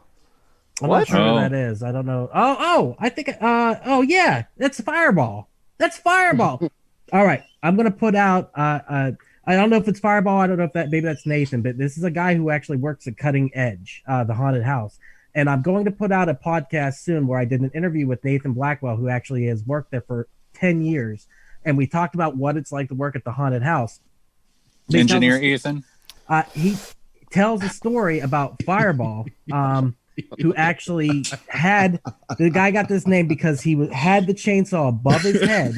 The gasoline was falling on him, and he lit something whenever he ripped the cord, and it caught him on fire. Flambe, if you will. Oh, he said he's not Fireball. Yeah. It's not Fireball? All right, well, it's all good. I'm not Fireball. It's whatever. But anyhow, that story is amazing. It's Nathan. Nathan, thank you so much for watching it. But we will put out that podcast soon. So it's all good. It's all good. But that's there's another great story with that too. But you can listen to that when I put that out under the I Hate Being Sober. But I want to talk about the family itself. it's kind of like a Three Stooges situation too. It's a little bit comical, and that's what I really like about it too. Like, I love the insanity, and we could get into what the second movie does. Whether the second movie is canonical or not, I don't know. But they take what they do at the end here for the third act, the last 20 minutes of the movie, and they just ratchet that to 11, like hardcore in the second movie. And I love the second movie because it's almost like a parody of this first movie. Absolutely. So eventually, when we get there, we'll talk about that, but it's a completely different thing. Is it canonical to this movie, or is it kind of like a parallel universe to this movie? No, it's the same. It's the only 1 and 2 are the only true sequels of each other, and the only character and actor that is in both movies is Jim Siedow. He plays the cook, and so they amplified him, as far as his humor, because his humor was very subtle in part 1, and in part 2 is must be one of them hard-shelled peppercorns, talking about Nom and all that sort of old man Texan shit. Then you have Chop Top, which is the hitchhiker's twin brother that went off to Nom. Bill Moseley, right? Bill Moseley, yeah. Yeah, in the second movie. And then Leatherface, Gunner Hand. Yeah, I won't get into all that, but the example of what you're saying is with the yuppies. So it's the 80s now. It's not the 70s anymore. And you have the yuppies like, woo, hook 'em horns, baby, right? Driving just like the hippies in the original, and then they get killed right away really gruesomely with the help of Tom Savini now on board. They just were like, okay, so it didn't come off funny in the first one. We didn't really give the message of the hippie hate, so let's amplify it to 1,000 and make sure you absolutely hate these yuppies and you cheer on when they get murdered. So yeah, and it's wonderful. Go ahead. What in the dinner scene in the first film, and correct me if I'm wrong, Larry, but I believe that Toby wanted it to mimic a sitcom. I've never heard that. That's hilarious. Oh, okay. But he kind of, that's what I saw on a documentary, that he wanted it to mimic like a sitcom, the way a sitcom is set up, like a 3-camera sitcom. And that's how he wanted to be their version of a sitcom. We should add a laugh track. Yeah. Well, but there's the insanity going on. What I love going into that scene is you see what might be my favorite piece of bone sculpture with the lamp that's up next to her. And like, it's a constant reminder of what she's heading into, and it's lit up, and and then she gets into that dinner scene, which is iconic, and it's just pure insanity. And you're like, she's losing her mind. The camera work of doing the quick flashes to her eyes and back to what she's seeing, and it brings that dread, it brings that worry to a fever pitch. This whole movie is about building up to that scene. And it's really hard when I clipped it. Like, I can't clip like 3-second clips like I did with Nightmare on Elm Street. This movie builds and builds and builds the dread always. And that's what's really interesting about it. And then you get to this point where the insanity takes hold and you're in the perspective of this character watching it. And the family, you don't know what they're doing. There's really no rhyme or reason. Like, they get there eventually, but it's a lot of like, you got the cook trying to reassure her that it's fine, and then going back and being violent towards his brothers. You get the hitchhiker yelling at the cook, "You're just the cook." The idea that he's a sadomasochist who wants to bring her pain, but he refuses to kill her. Like, he has to use the brothers to do his bidding. It's just interesting, these different family dynamics are going on. And then finally going to the matriarch of the family, or the patriarch, or whatever you call it, the grandpa being like, "He's the best. Let him do it. Let grandpa do it. He does it the best." That even was set up earlier because the hitchhiker says about his brother and his grandfather working at the slaughterhouse. Right. He wasn't Spoiler lying. alert, he does not do it the best. God, no. He definitely doesn't. But when he says they die better that way, in his eyes, they suffer more. Right. It wasn't a quick death. Yeah. So good, though. Heading towards the end of the movie, then when she does get out and the hitchhiker gets ran over, did not see that coming. That was shocking. And evidently there's a cut scene somewhere where they actually show the gore. That would have been the only gore that would have shown, because I guess the aftermath, they show it. But also the fact that she gets away, and whenever she's in the, I don't know if it was a truck. What was it? Was it the pickup truck? Right? That was a toy that I had, that blue truck. I thought it was El Camino. I thought that ending that really bothered me, and I didn't notice, the couldn't sudden put a finger cut on it until I saw it today. Where the fuck did that truck driver go? Why the fuck did he not go back to his truck? I wouldn't go back. Fuck that truck. Could be like a lost relative of mine. Like, for all I know, that guy could be my dad.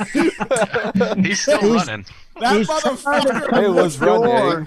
That's like an instinct. Me, what the fuck am I looking at here? Like, why did he stop the truck in the first place? Whenever he jumped back in, he's cut the door. He could have just taken off right there. Yeah, exactly. He just making designs on your driver's side door. You know what happened though? That fucking goofy bitch decided to like fucking. Oh god, he's gonna get through this truck. Yeah, I better go the other way. He's never gonna notice. To be fair, he did his good deed for the day. He got her through the other side of the truck. Fuck that bitch. I would ran too. Well, what happened to him? Now he's got like. Now he's got like slink back to his truck when Leatherface is doing his shit. No, you don't go back, dude. You can't trust anyone in the county. You just keep, like Will said, he's still running to this day. Like that motherfucker's.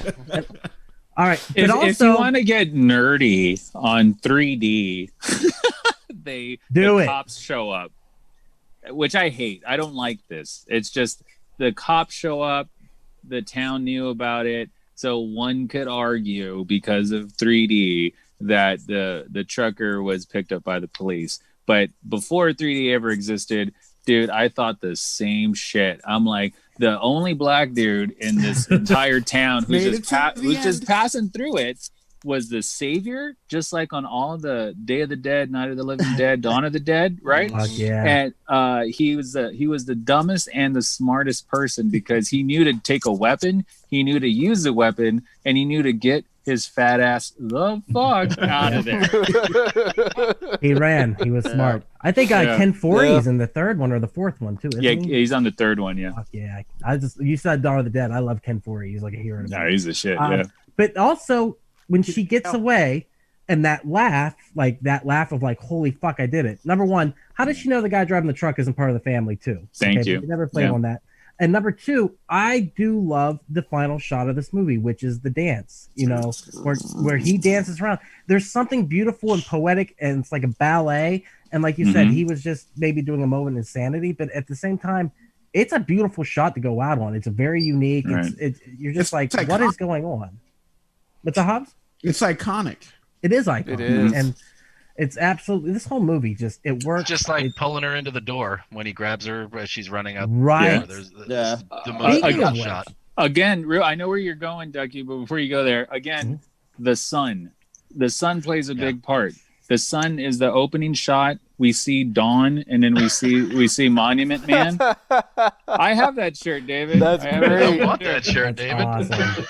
Don't start on the shirts, dude. That'll take another. Oh, that's the second part of the tour. We get to see your Texas Chainsaw wardrobe. This is and yeah, dude. I have a bunch of fucking shirts. But yeah, the sun. So you see the sun and the close-ups of the sun, and I didn't realize it until I was an adult that it was close-ups of the sun in the opening credits. So then it's darkness. Darkness becomes the fucking when the evil happens, to Sally and all that stuff. And what saves her? The dawn. When she leaves, the sun. You see Leatherface losing because the sun rises. So also sorry, go ahead. You had mentioned Midsommar, how it borrowed that one scene. I just thought of this. Remember the last scene of Midsommar when she is like screaming and then she smiles? Yeah. It's kind of like that same last scene of Texas Chainsaw Massacre. Yeah. Screaming and then it turns into a smile. I don't think Sally became just like a resident of their town. No. And Sally wasn't happy. Her boyfriend just got murdered in a bear suit. Yeah, true. My first thought was, sorry, go ahead.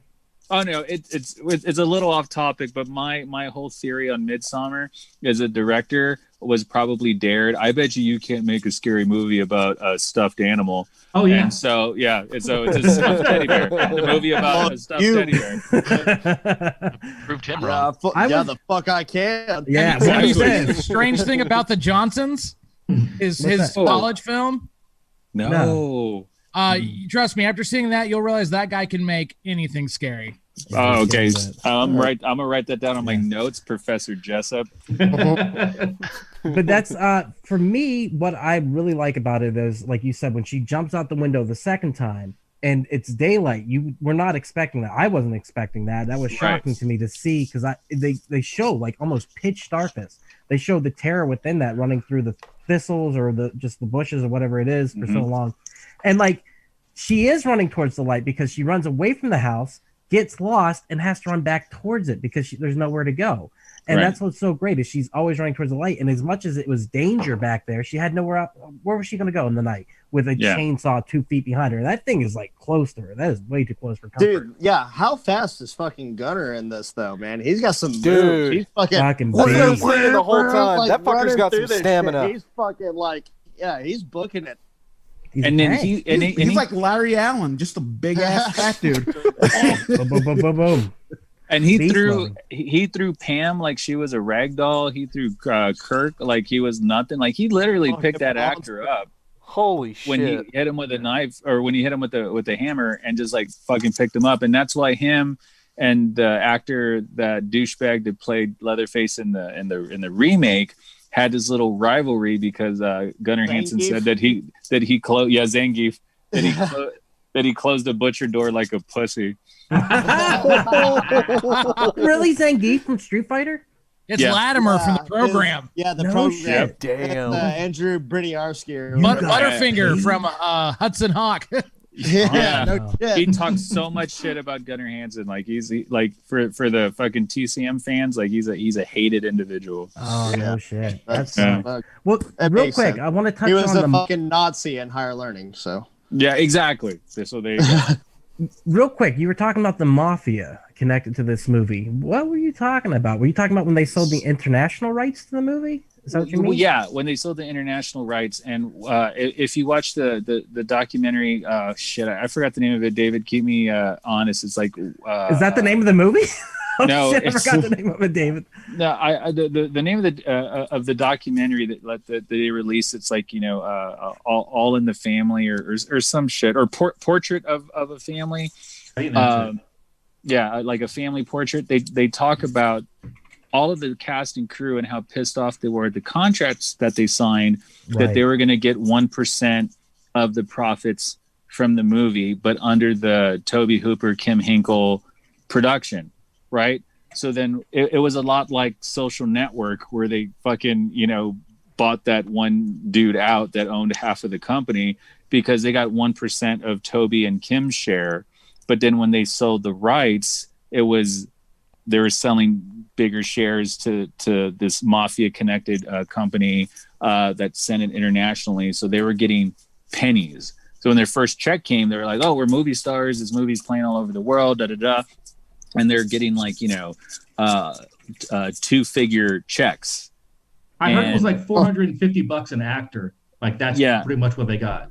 But like for the whole, like for the production, but they also bought into getting a percentage of the sales, which was like this bullshit figure that you can look up on the internet to see exactly how it worked. But it was like 1% of the Toby and Kim shares, but they kept selling off their shares to other people, to where Toby and Kim only owned like 10% of the movie, so they only got 1% of 10% of the profit. And wasn't the mafia group, weren't they the ones that did the what do you call it, Deep Throat?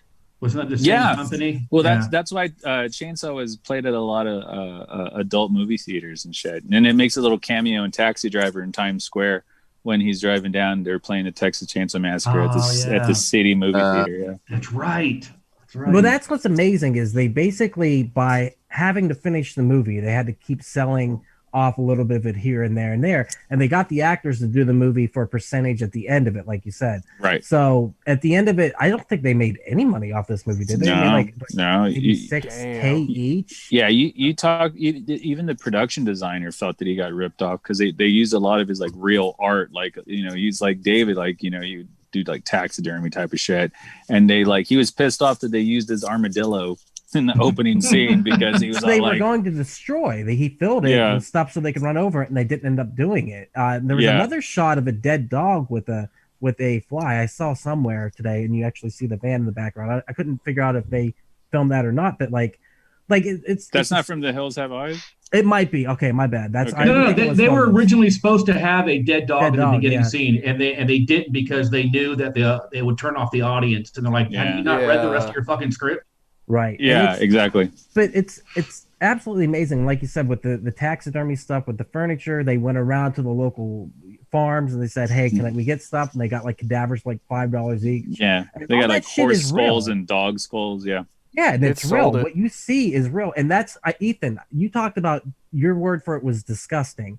It is. I mean, man. it really is. But like when I watched it, I was like, it's not gory. That's the thing that always sticks with me. This movie is more about what you don't see, and that's what's beautiful. Your mind is making up the gore. You're imagining, it's filling in the blanks. Like exactly when I forget which one of y'all mentioned it.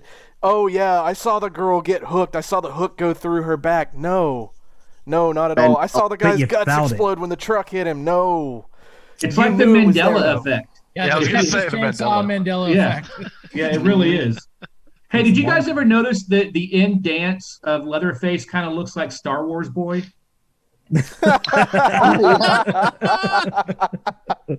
Also, Gunnar Hansen threw up UT horns while he was doing it too. No, That's fucking cool. That's awesome.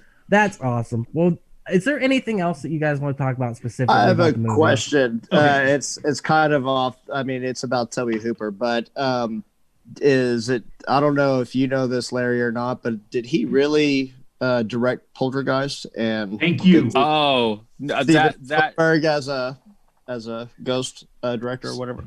So, from what I've heard, and like my knowledge of Toby Hooper kind of ends at Chainsaw maybe 2.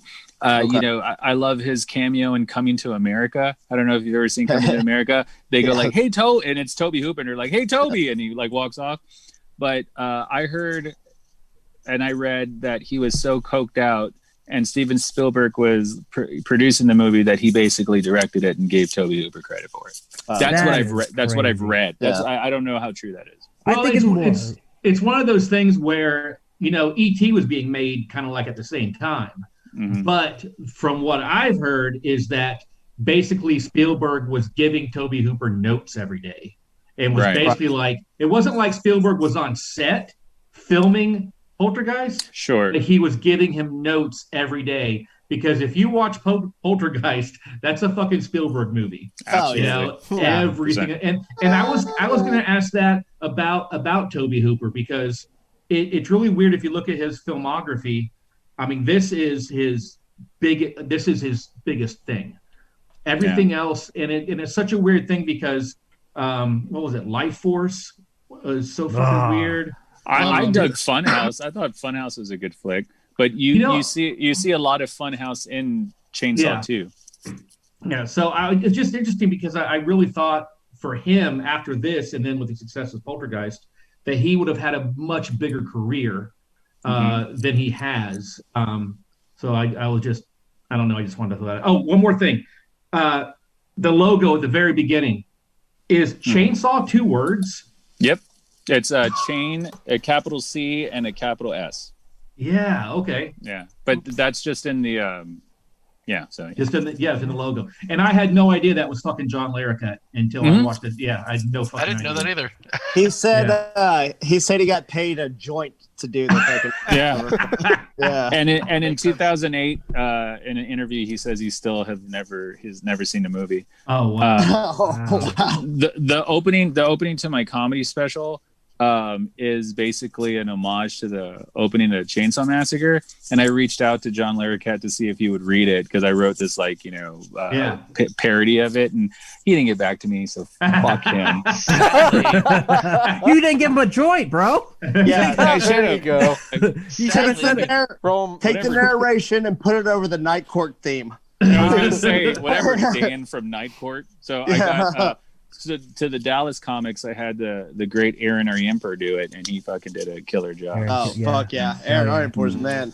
Well, real quick, I think we'll ask more questions, but I do want to let Javi dip out real quick. He's had a late night, and the truth is, he messaged me. He's terrified about the clips. He's a little bitch, and he doesn't. Fuck yeah! Bro, I said, did you want an out? I gave you an out. He just called your ass dip out. now, man. I'm fucking in. Fucking He's in. Oh, shit. He's in. All right, real quick. He's in. Roll these clips. Go ahead, Ethan. What I've you got? got one last thing. That scene where Franklin's just being a little bitch and losing his shit. Which one? Yeah, all the raspberries and shit. When he's leaving the little foyer and wheeling into the other room, he bumps into the wall. That looked like it was an accident, and it hurt like fucking hell. Yeah, it was one shot. Oh my god! But also, why is there sculptures that have made their way to this house too? Are they expanding? What was the point behind that? I didn't really understand that. I get the point. It's to build the fear. It's the Blair Witch stuff. Well, the Blair Witch stole from this, obviously, but like it's building the fear. But why are they putting their sculptures in other places? Well, to me, it because of how dilapidated the house was, and it was their grandfather's house. And if you notice that when they're like. When he goes, do you know where the old Franklin property is? And he goes, oh, you don't want to go around messing other people's properties. Oh, that's my father owns it. And he goes, oh, that's your daddy's place. It to me alluded to they were fucking around in that house until it broke apart and then moved over to the other one. That's how what I took from it. That's what I took from it. Guys, maybe we can ask Larry more questions, I think, but I think we need to move on to the clip section, and then afterwards we'll talk more about it.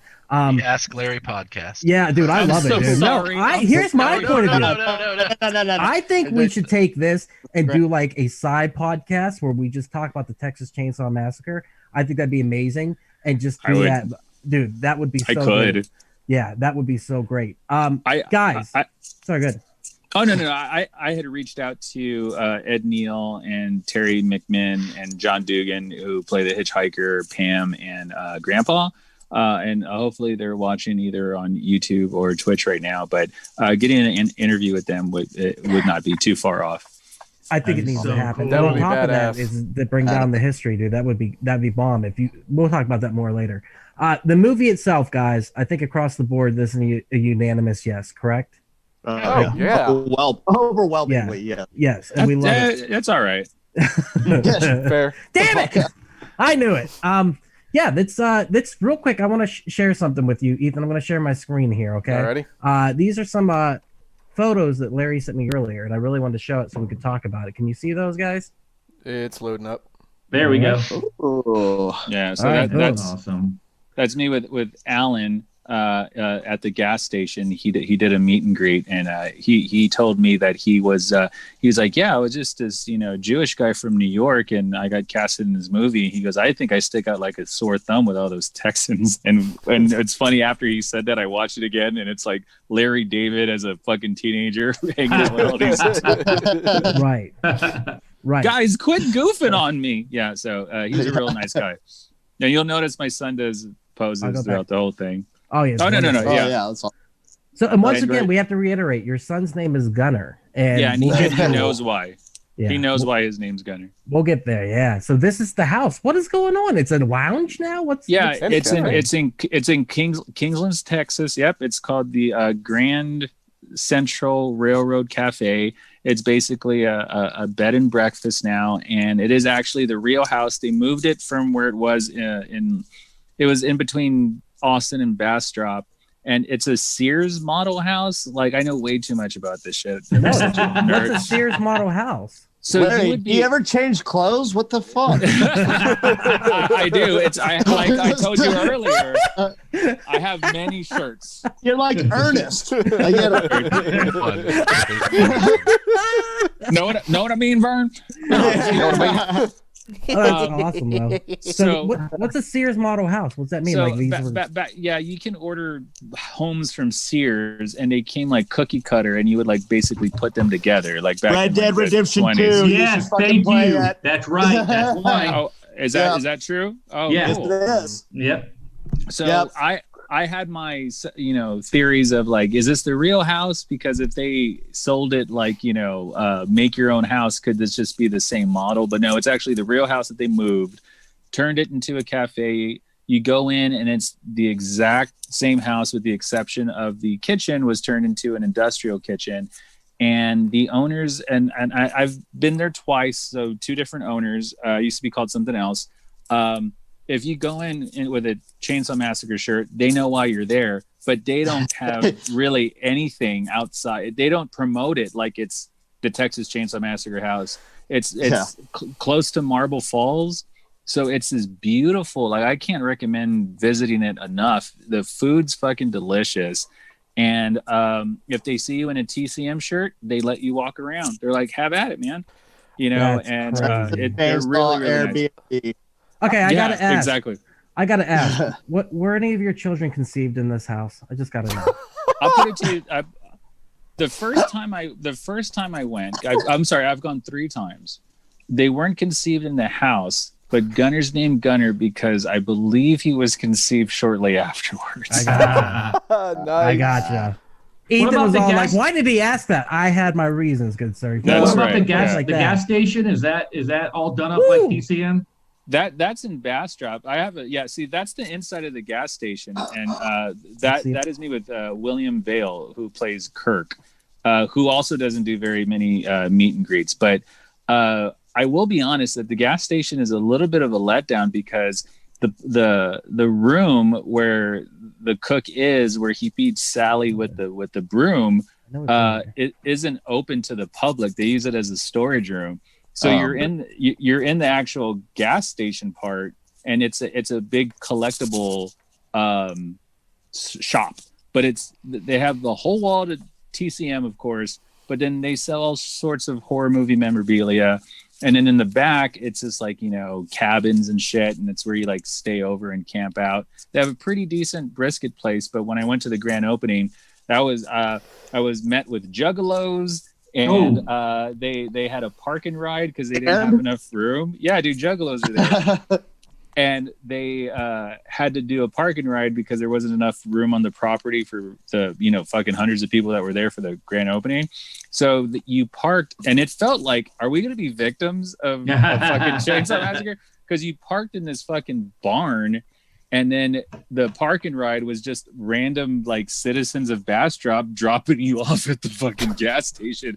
So, yeah, it's definitely mom and pop owned. It's worth a visit, but I would go to the house if you wanted to hang out. Well, what's this? Where are we at here?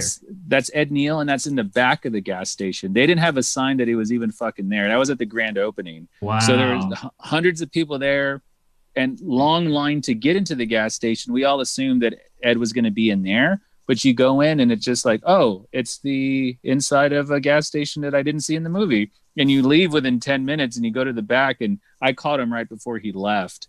But the back patio, it's made for it's like a campground. That's cool. Right. The handles are chainsaws and stuff like that. It's definitely homemade. Too.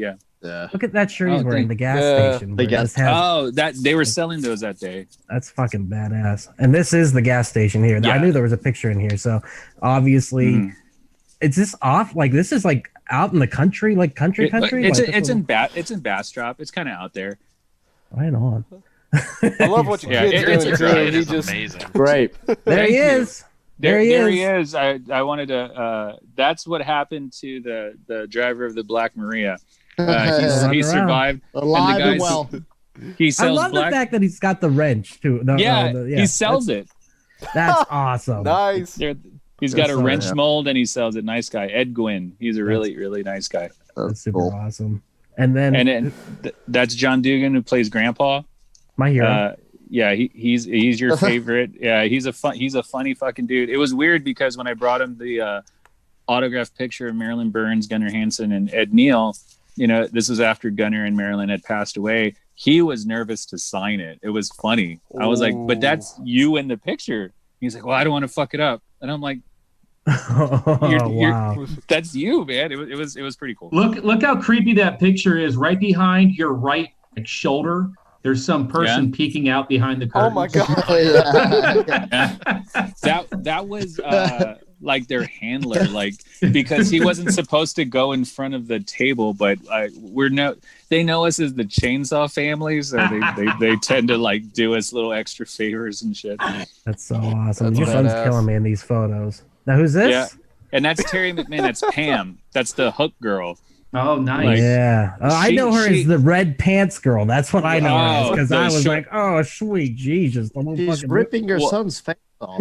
Yeah. So it was kind of a little awkward. She's a sweetheart.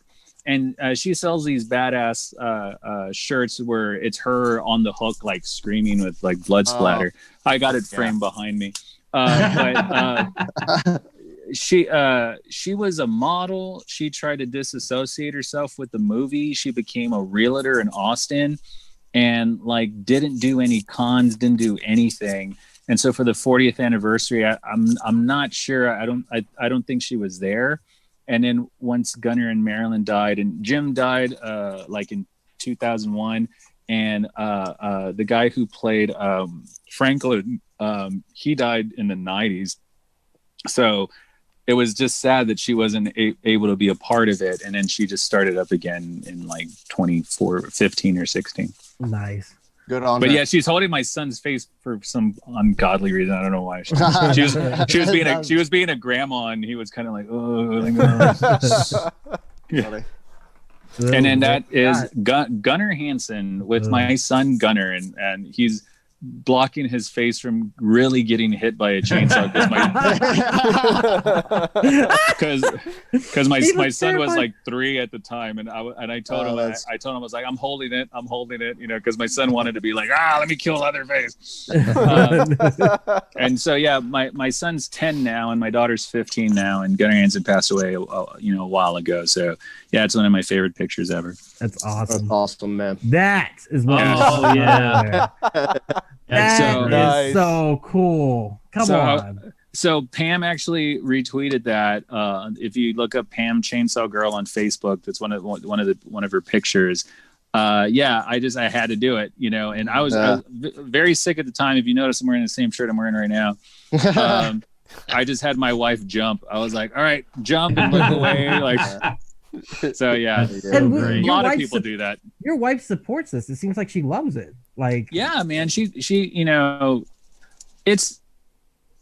when she explains it to people and I explain it to people, it's just like if I was a big, I don't know, Cowboys fan or like a big, you know, fucking insert, you know, sports team fan, it's the equivalent. So, you know, she supports it enough. She's a mom, so she's like, you know, Leatherface is just a kid, a misunderstood kid. Aww. Like, you know, like he's a special needs kid that he's just protecting his family, you know. And she just supports it because of how much I like it. Right. That's so awesome, yeah, dude. she rolls.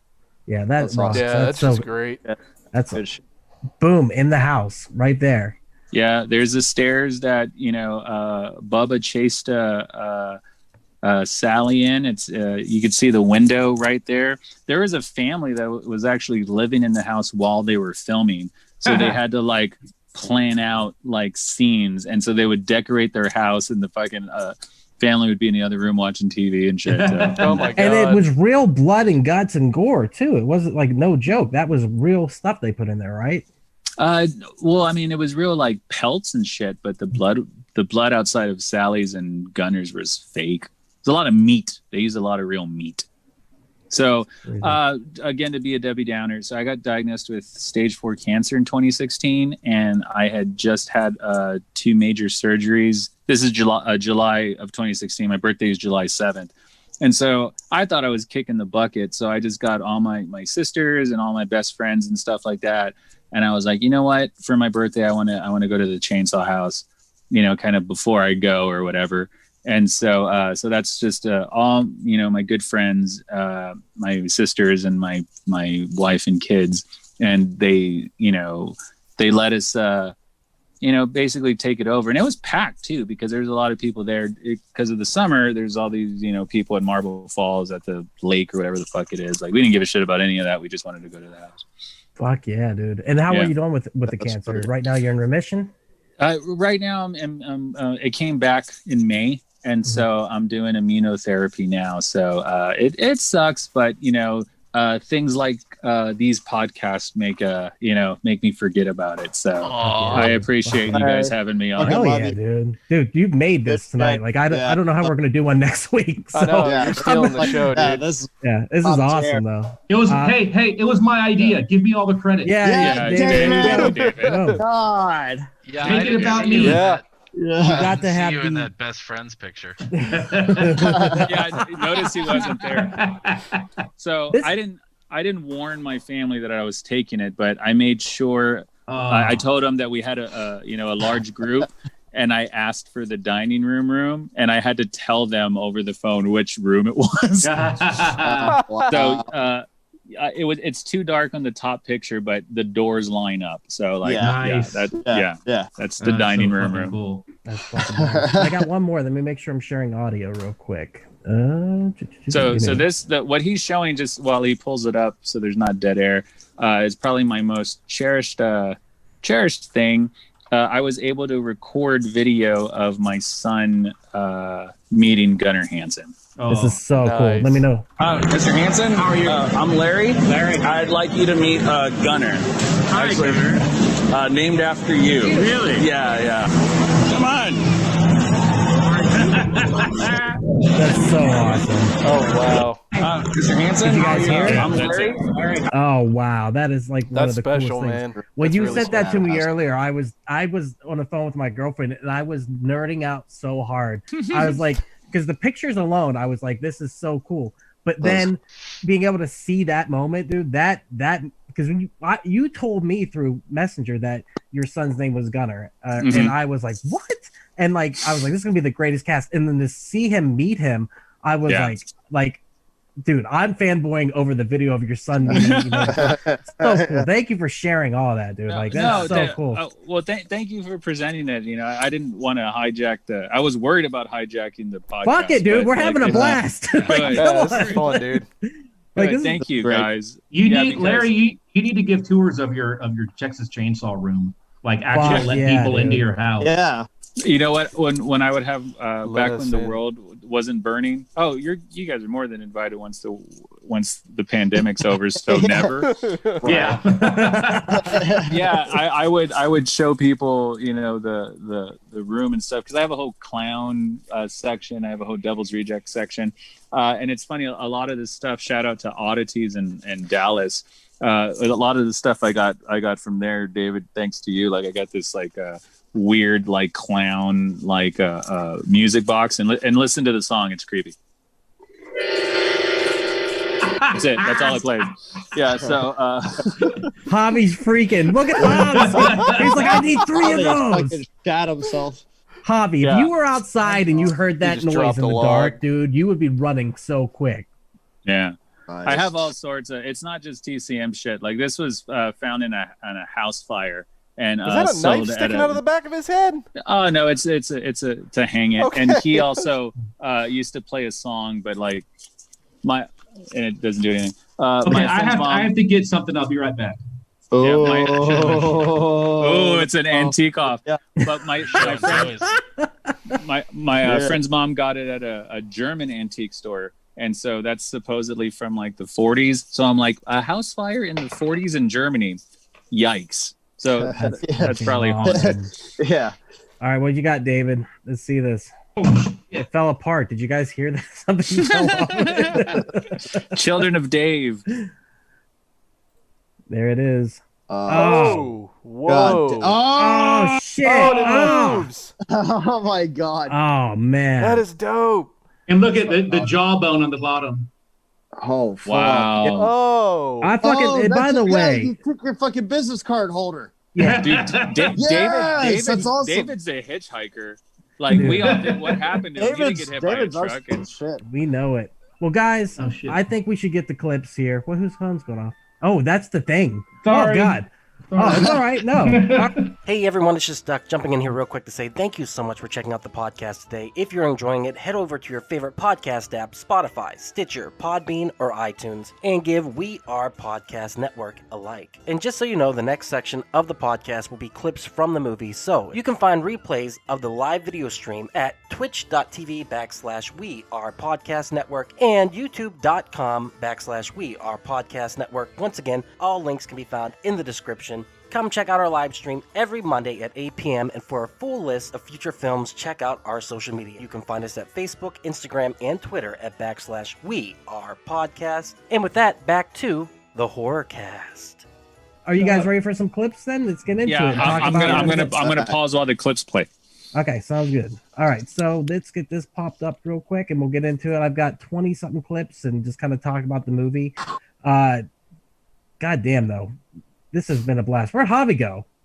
I think we scared him off. I knew he was going to bounce the second the clips came on. I fucking knew it. Do you need me to hold your hand while we watch these? Dude. All right, let me know if these are too loud.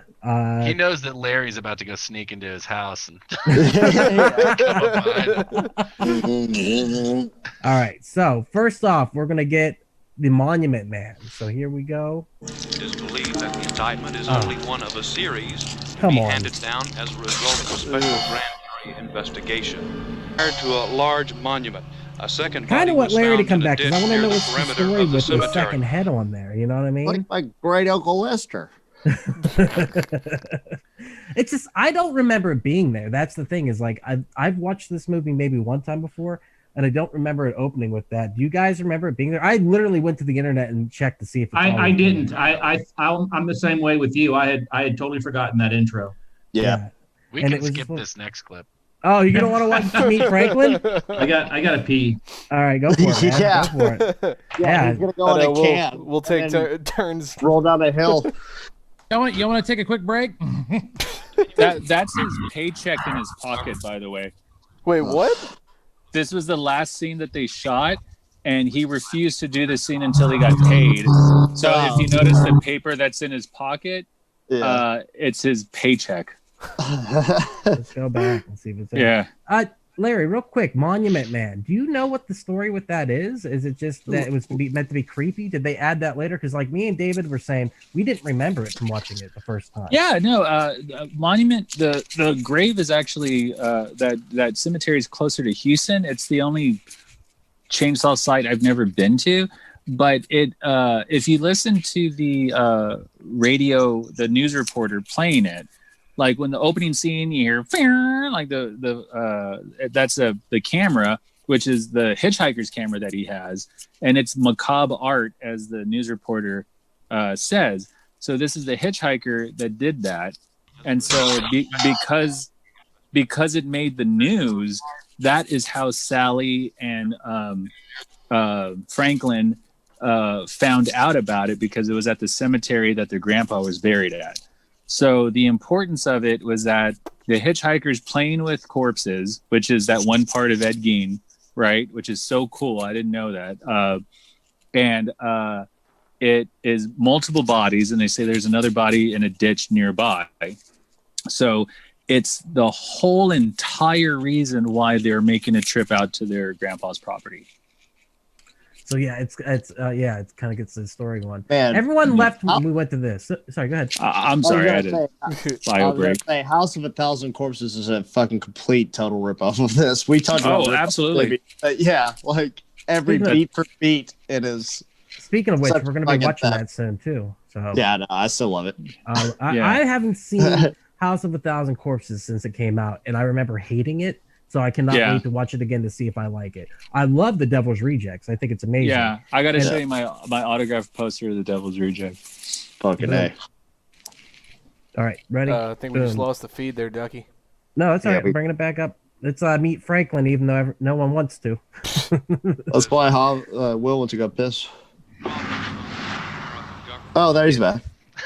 Police in Dallas arrested a young couple today after complaints by neighbors led them. Right?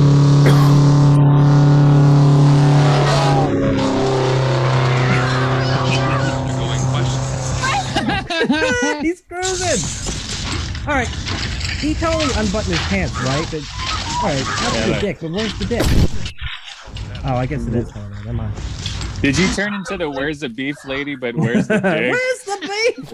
Oh yeah, where did his dick go? I wanted to see some dick. Yeah, that just cracks My me favorite up. part. And, like immediately, they already show him as this invalid, and they show him as just an idiot, and he can't do anything right. Why was he afraid of that? And I think it sets it up well. Like, I mean, why would you expect him to do anything right? And then why didn't he lock his tires? That's true, and he does go cruising down that. I'm just saying. All right, we got Drunken Omens. Larry said this is his favorite guy right here. So been in there the whole time, nothing, no Clyde. Clyde didn't know it, and he didn't know Clyde. Things happen here about they don't tell about. I see things. You see, they say it's just an old man talking. You laugh at an old man. There's them that laughs and knows better. So what is it with that? That's just an omen, like Just an omen. Yeah, it's so creepy. And then like I when I was clipping, I almost went past it. I was like, no, I gotta get this drunk guy in here because I love the fact that he's sitting in a tire and just getting drunk with and, his like, legs backwards. And why is he there? Is he just a hobo? Obviously, they're keeping guard of the graveyard, right? Because of the corpses being dug up, right? Yeah, the townsfolk got together because they made the news. And so everyone's going there to check on their family members to make sure that they didn't get exhumed. Did we touch on the fucking horrific sounding soundtrack? Yeah. Not really. Yeah, like, but we talked about it's so creepy. It's so amazing, and it's not like music. It's like emotion, I guess. Or it's so weird. I love the soundtrack. I read soundtrack. It would be that. I read that it was supposed to mimic the sounds of what animals would hear in a slaughterhouse. Oh fuck! Like that's rad. Yeah, I'm they having heard nightmares now. certain soundtrack. I mean, music that you hear in the movie. They already own the rights for that, but they didn't really have a soundtrack per se in it. They just had creepy sounds and shit, and that was the sound design that they were going for, is what I read. So fucking cool. Yeah, in and a downtown cafe. And it really does, like we said before, like it builds. That's the whole thing. It helps this movie just build the dread and the suspense. And these clips are long because, like I said before, it's hard to clip this. I tried to cut them down a little bit, but this movie's all about build up and payoff. And that's, I think it does so well. So, well, we got the Hitchhiker, of course. Ed Neal, right? Well, I think we just picked up Dracula. We had, man.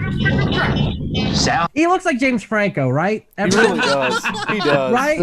Yeah. Okay. I'm not alone in that, okay? I was at the slaughterhouse. I got an uncle that works at the slaughterhouse. Hey, my brother worked there. My grandfather too. Hey, you could take me to my house. I live right off this road. Hey man, what are you doing?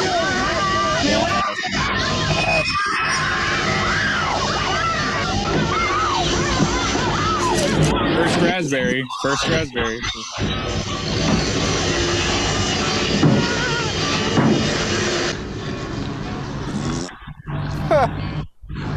I like the dance, though. He does a dance here, too. Another thing that's interesting about this movie is it kind of takes the guy in like the 50s and 60s action movies who would be the hero of a horror movie, which is the good-looking blonde guy, and he's the first guy that dies. Yep. If you're an audience member and you're watching this, you're like, oh, that he's going to be the hero. He's gonna be the guy. Even Franklin says he's afraid that Kirk's going to kick his ass. Remember? Yeah. So that's another really smart move that Toby does. Is he takes that guy who you think is going to be here, and he's the first one fucking dead.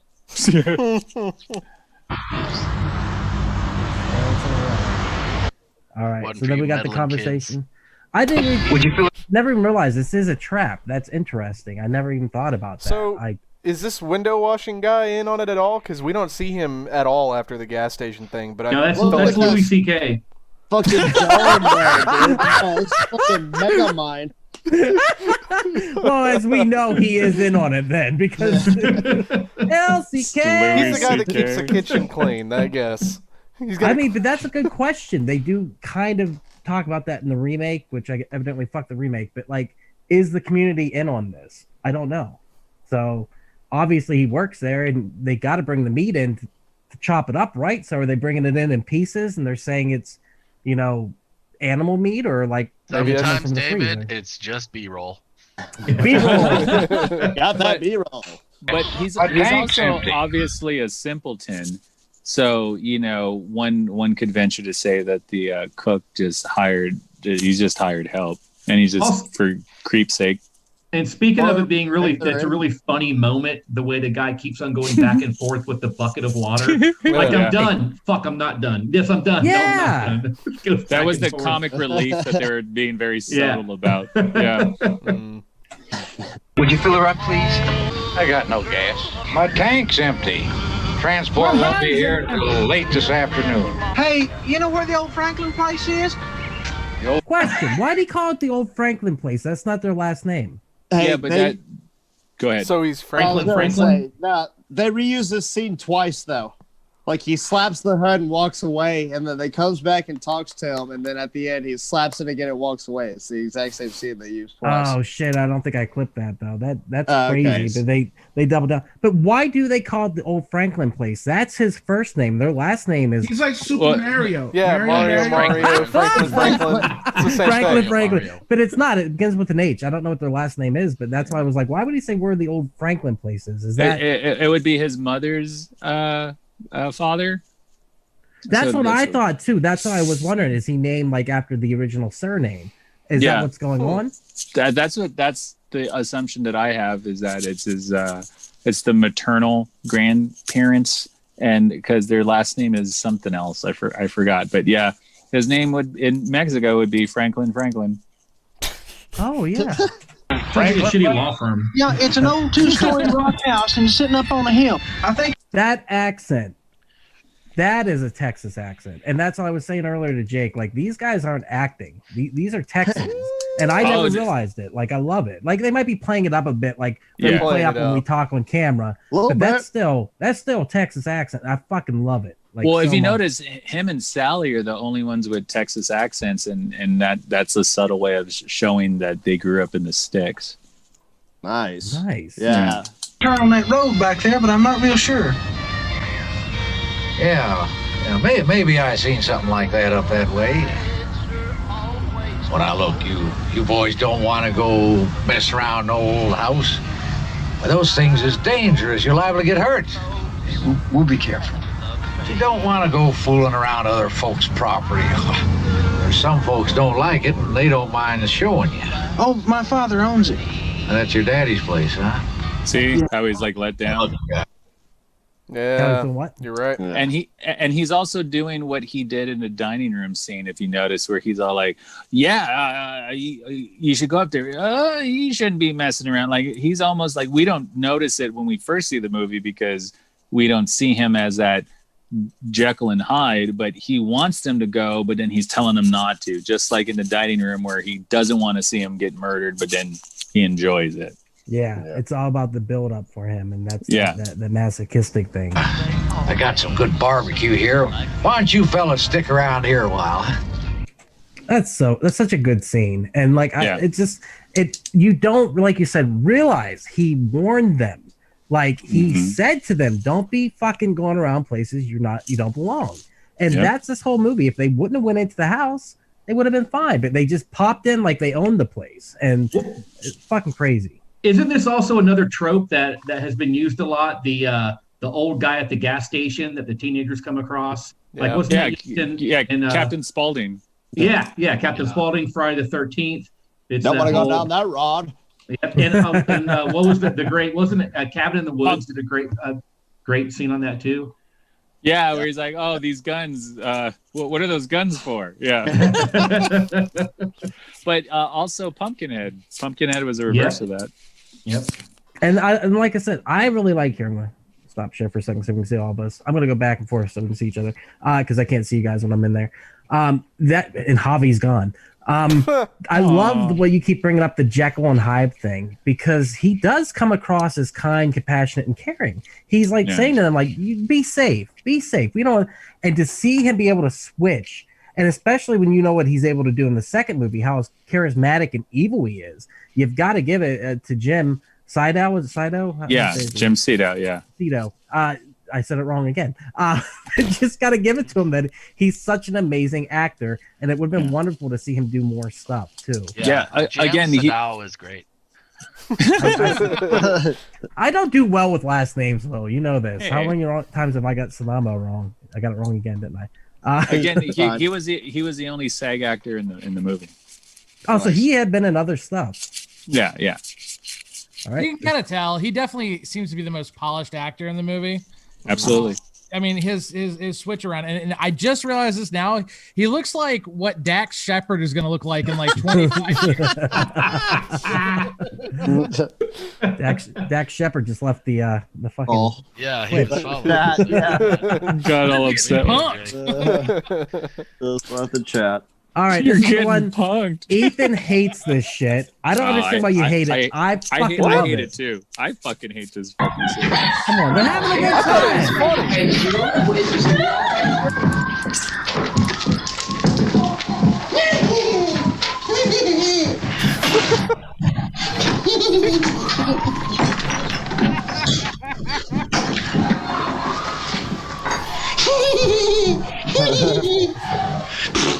Come on, Franklin. It's gonna be a fun trip.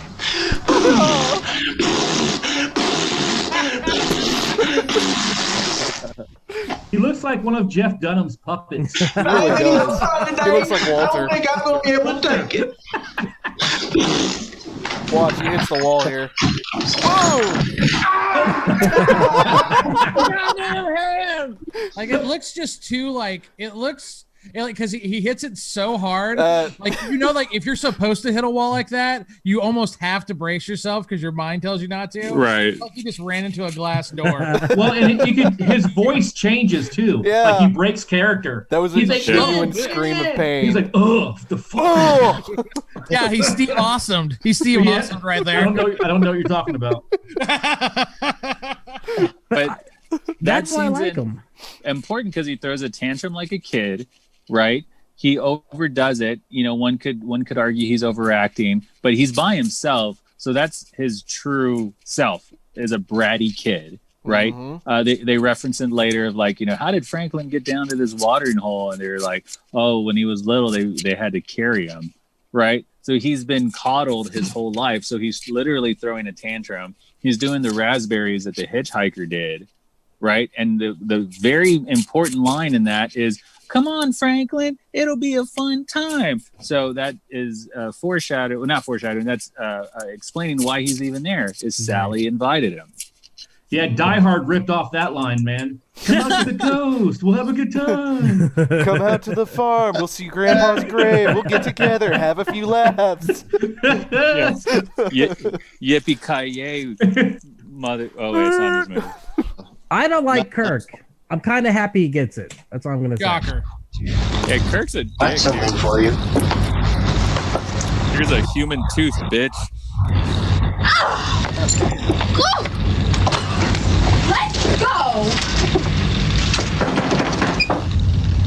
Okay, I mean, you find a human tooth, you go in, you see shit all over the wall, and you keep going in. This is why black people hate white people. This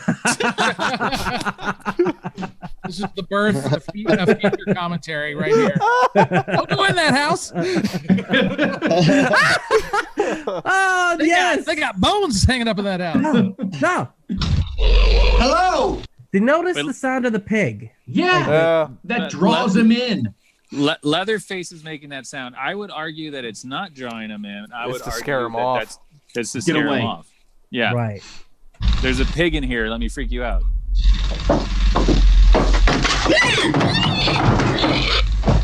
Yep. No! I have that.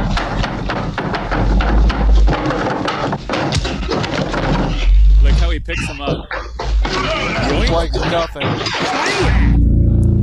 What a beast. Dude, that sound the door slamming and then that sound, and then your mind processing what you just saw. It was so fast too. The whole thing so was good. so fast. And the violence. Two things. Number one, why is it shocking that I wouldn't like Kirk, Jay? I didn't get it. You're like, that's just a classic Jay Linger. I didn't even mean it. It's all good. Secondly, who said the thing about the tie? Larry? Yeah, I have that tie. I love that tie. Boom. But to see the power of him, like the boom and then boom, it happens so quick. And up until this point in this movie, you haven't really seen anything. You know that it's a horror movie. You don't know what's going to happen. But at that moment, though, just to see the powerhouse that is Leatherface, I think that introduction, boom, there it is. But yeah, to see the powerhouse that is Leatherface and how quickly each of these kills happen. Like, he doesn't set it up. He doesn't wait. It's not a Jason thing where, you get, like, it's just boom. I love it. I just love that raw, visceral power that he has. And the way he slams that door is like, get the fuck away. Right. I'm doing shit. I'm working. But Kirk deserved it. He was a total dick. Yeah. He was hot, though. Yeah. Fuck yeah, it was hot. See the way he fucking filled out those bell bottoms? Other people's houses, you never know what you're going to see in other people's houses. There's that music again. And now that I know that's what Anna's here. Yeah. So true, though. The grinding noise.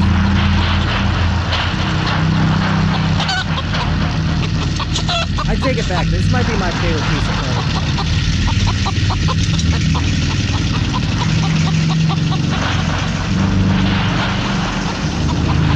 Look at that. That's fucking crazy. Even that bothers you, doesn't it? Dude, that's a replica of one of Ed Gein's furniture.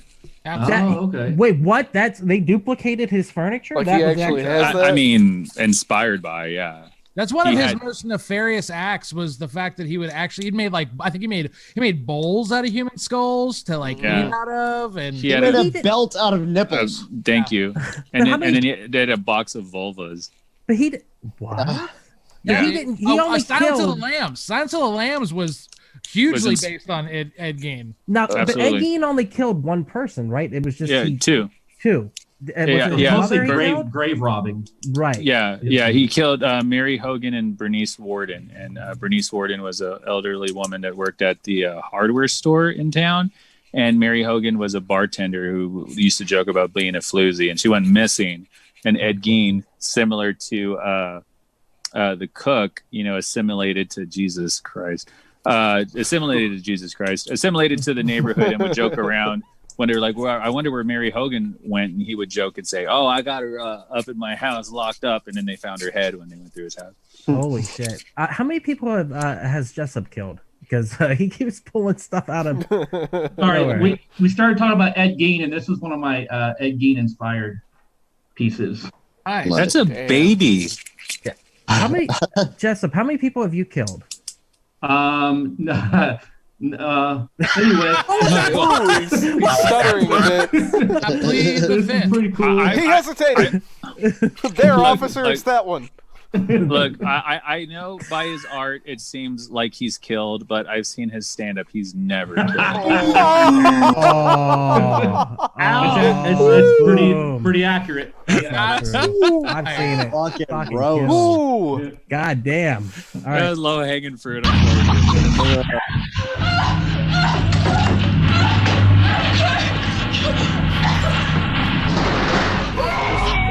Scared. True fear. Boom.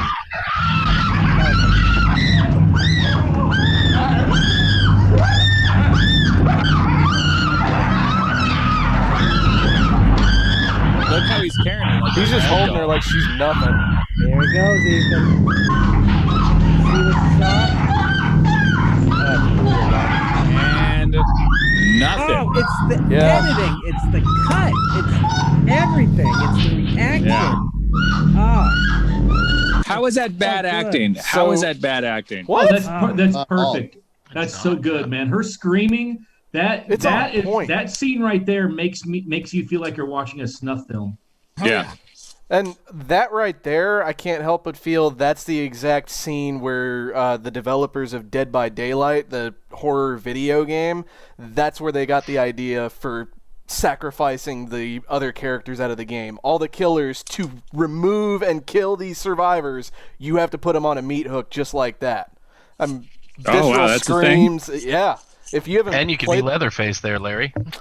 Yep. I heard. I Dude. heard. So, like, I gotta ask Larry and Jake. So I know, Larry, you said that you grew up having like uncles saying that they knew where the house was. Yeah. And for me, like on the school ground, like we never questioned was 100% a real movie. Like, how old were you when you? It's basically like the horror version of Santa Claus. How old were you when you realized it actually wasn't real? I was a senior in high school. I don't feel as embarrassed when I say I was like 16. Like, I believed the lie for so long, and it wasn't until I read about Ed Gein in Clive Barker's book called The A to Z of Horror that I was like, oh, holy shit, it's completely made up, and I've been taking a fool out of myself. I take that. Well, I'm sorry, I take that back. I was 14 years old when I found out about Ed Gein, and 12 when I started watching Chainsaw. So I apologize. It was 14 because when I read about Ed Gein and then they referenced Psycho and Chainsaw and Silence of the Lambs, that made my mouth drop. That I was like, oh, Leatherface wasn't a real Texan serial killer. It was a Wisconsin guy, and it's just so 14. Were you a little disappointed? That's a hard question. Is this like asking if David's ever killed anybody?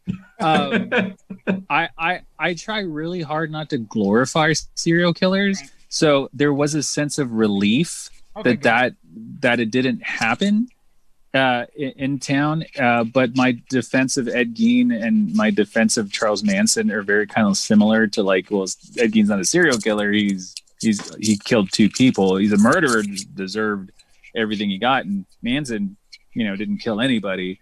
And so when I found out that it was based on Ed Gein, it made me appreciate the film and the writing and the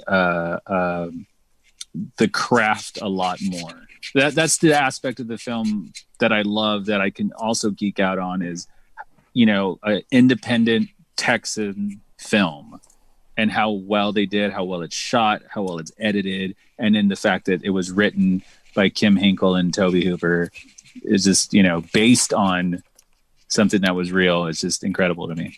I mean, whoever said it earlier brought in, I think it was you, David, that brought in like the 5 different aspects of Ed Gein. You know what I mean? Yeah. That was Jay. Jay, sorry. Jay. Which I didn't know, which is incredible. Yeah. And check out, if you've been talking to Ed Neal, he probably won't remember even telling me that. But yeah, just double check with him if you really meant that, because that's what he told me in a nutshell. That's fucking awesome. But it makes sense. When I found out that Texas Chainsaw Massacre wasn't based on a true story, it was like finding out that Santa Claus wasn't real, because it was such I wanted to believe it so bad. Right. I thought it was so cool. It was so fucking badass. And it really, and it's so funny because ever since that happened, every time I see a movie that says based on a true story or inspired by true events, I'm like, fuck off. Well, and like I said earlier, the Blair Witch kind of stole that. It was the last movie that was able to do that, because when we went to see the Blair Witch in 90, whatever it was, we thought it was real. That documentary style, and this movie has the same thing where it feels like everything is grounded. Like all the cinematography is grounded. It is at a surface level, and it feels like you're watching a documentary in many ways, except for when it comes to the really cool cinematic shots, which still hold up. But it feels gritty and dirty and down to earth and real. And that's why I think makes it so scary, is you never get a heightened sense of reality. You never go above the heads of the characters that I can remember, other than when it's shots in the house, maybe when you're looking up or down. Yeah. But everything is like from the perspective of somebody. And like earlier when you said about like the first half of the movie is perspective of Franklin, and the second half is Sally, like that really hit me, because I'm like, holy shit, that's right. This movie's so grounded, it actually follows characters. So it's just... Well, and Leatherface, too. That's true. And I empathize with them more and more. And the more we talk about it, the more I'm like, holy shit. Like, it's like Jason. He's just a little kid. What's also interesting is that they mentioned Bela Lugosi, and they mentioned, did they mention Bela Lugosi's house? In the movie, they say Dracula. Yeah, they say Dracula. And whole family of Dracula. Yeah, whole family, and they say Bela. So they reference Dracula twice, which I think is interesting because this movie is kind of like the first time when you have a horror movie that isn't based in like a fantasy, where you have a vampire or a zombie or a spaceman. It's a fucking family that it will kill you and eat you. And so I think it's kind of, I don't know if that was done on purpose. Yeah, it was. His inspiration for the film was, I think he worked at like a local local news station or something like that, and he was angry with like the footage that they were showing and how violent it was, which I think we talked about briefly last week on A Nightmare on Elm Street when you see the hand flop out from the first girl who's killed. I was like, they don't show that level of violence on TV, but they do. Like, I'm desensitized to it. Like, we are so used to being fed violence and fear every day, and so we see this stuff all the time, and that's something that he was going against, and he wanted to make it feel real. And like you said, the fear doesn't come from a metaphysical fantasy boogeyman or whatever it is. It comes from the reality of people are fucked up, maybe don't go in their house. House invasion goes on top of that too. But what's going on behind closed doors? Because the outside of that house looks normal. That's really like cool. Other than the graveyard of cars and shit like that. But the outside looks pretty nice. That's why there doesn't seem to be a big difference from what you see in the movie to what you see, when Larry's standing in front of it in those photos. But it's behind closed doors. No one knows what's going on in any situation. And that's what's truly scary. All right. I apologize. This is a great conversation. This is a lot of fun. But have you ever been able to have a conversation this deep about a horror film, like another horror film? That's the point behind this. Like, we're hoping to do this. I think I would like to say that I think you could do it with Alien, which is Texas Chainsaw Massacre to you, Alien is to me. Yeah, but I think even with the Bukkake robot. What? Love the Bukkake robot. Yeah, I haven't seen Alien, so I'm sure that'll come across this cast at some point. But Hobby got too scared. Hobby said he was tired. Oh no! Sure, he got tired. He bailed. I just saw Alien for the first time a month ago, David. Oh, really? Yeah. And what did you think? I thought it was great. I thought it was really, really good. H.R. Giger, man. Yep. And thank you so much for pronouncing his name correctly. I'm not even joking. I just bought my girlfriend a German edition of the Necronomicon 2 because she wanted it in German because she speaks and reads German. Cool. So expensive. so expensive. But she's very happy about it.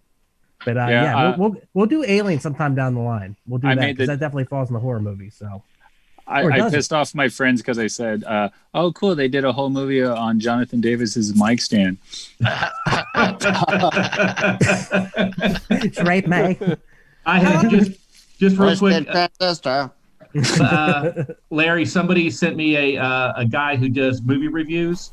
And his wife saw Alien for the first time, and she's like, "Oh, it's a movie about a really smart girl that no one listens to, and they all die except for her and her cat."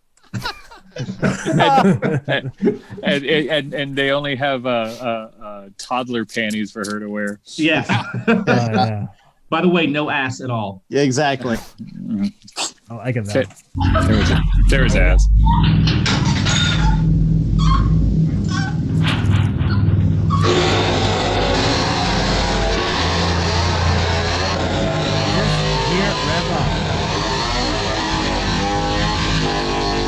And you're right, Doug.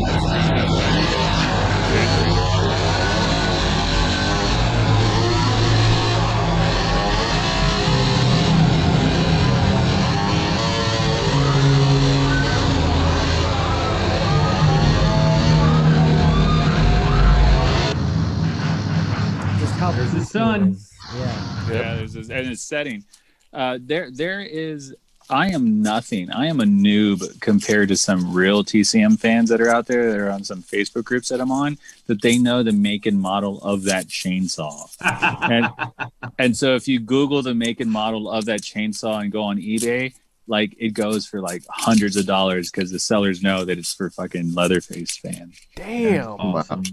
This is crazy. Also, the way he looks like an artist when he's doing it, like he's almost carving into the body, like You know, and that's where he's in his peaceful state of mind. Like even with the girl screaming in the back, like he's like, I got work to do. And I love that. So I'm sorry, go ahead. You love No, that? go ahead. No, I see it more like he's a butcher and he's, cutting meat. And so the screaming in the background, Franklin had mentioned like sometimes they were, skinning them while they were still alive.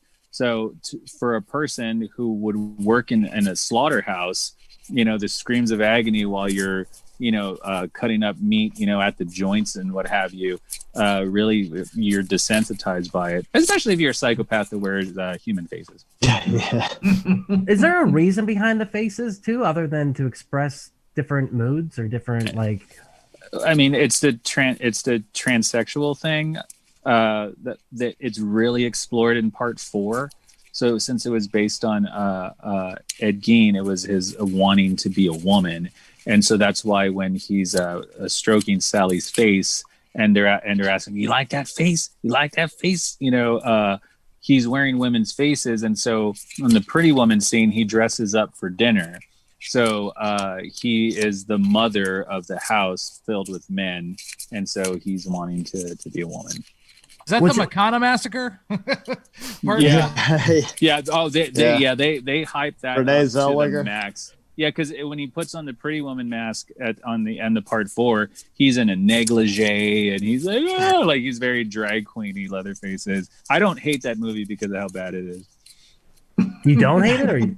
I do not hate. My least favorite's part 3. What of you? We kept talking about the cinematography for this movie, but that's just that's one of the, like there's multiple scenes in this movie that just absolutely do that.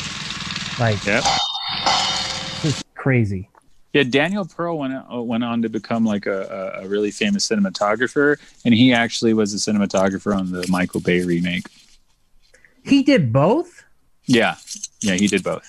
That's because that is one thing I will say about the remake. I like the way it looks. Wait, I had no. Michael Bay directed that. No, he produced it. Oh, okay. That's back when he did that one. He did the Nightmare on Elm Street, which is terrible. The Friday the 13th one is pretty good though. It was on 09. I haven't seen that one yet, but it's pretty good. It takes the first 3 movies and just kind of compresses them, but it's an entertaining flick. But I would say that I think the Nightmare on Elm Street remake is one of the worst movies I've ever seen. Oh, it's really bad. Speaking of Friday the 13th, Larry, I have this because of you. What, gonorrhea? Oh, cool! No. You got one from. Was Did you get it signed by Savini? He just slid that I right didn't in there. I didn't get it signed. I couldn't afford it. But no, I didn't get mine signed either. I have mine in a whole other room. I saw you when you posted this. I was like, that is the coolest COVID mask I've ever fucking seen. I ordered this in July and it just now came today. Nice. Yeah, did but it's because it was that's the actual mold from part 4.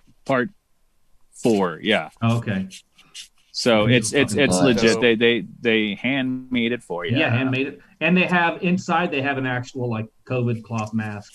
And as filter and shit. Yeah, it's awesome. Big timing for Halloween too. Right. Halloween's. Oh, so okay. Keep playing. Please don't pause. No, keep playing. They didn't tell Alan what the monster looked like, so his reaction to Leatherface is a real reaction. So if you rewind it, that scream is real. That is a real scream. Giant New York pussy. Listen, I'm gonna pump it up.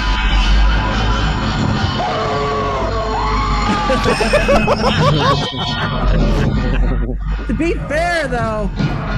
To be fair. It goes a little bit longer. I like that though. Here's the freak out. Here's my favorite scene. The freak out. What the look, fuck? he goes right to the window. He goes right to the window. Yep. That's the third person to go inside his house without. He's like, God damn it! Stop fucking coming to my house, God! Yeah. Fucking Big government. And they're just having a freak out. That's an anxiety attack. Oh, Absolutely. It's so great. It's so great. And look at the bullet hole in the forehead. Yeah, you're right. That's so good though. Just so good.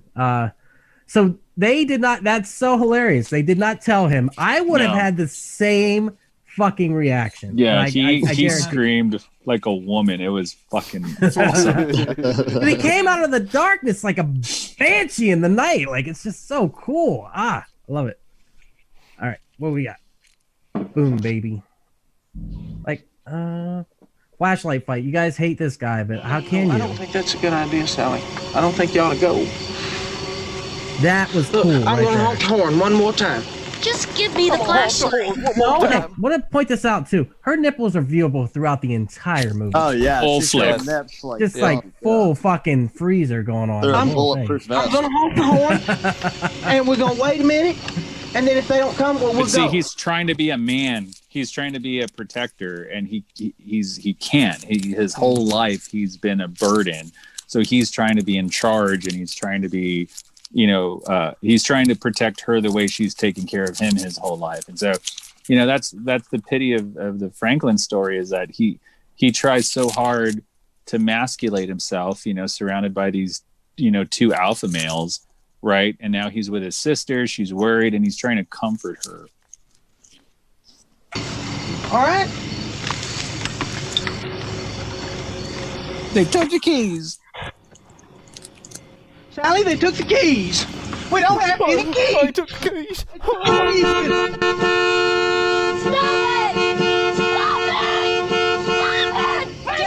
Give me that flashlight! No, Sally, we can't go. Look, what if they came back and we weren't here? Franklin, give me that flashlight! No, I got to take the flashlight. All right, I'm gonna go look for him. All Give right, me all that right, flashlight! I'll go with you. All right. All right. No, Sally, come on. I'll go with you. I'll go with you. Flashlight. No, Sally.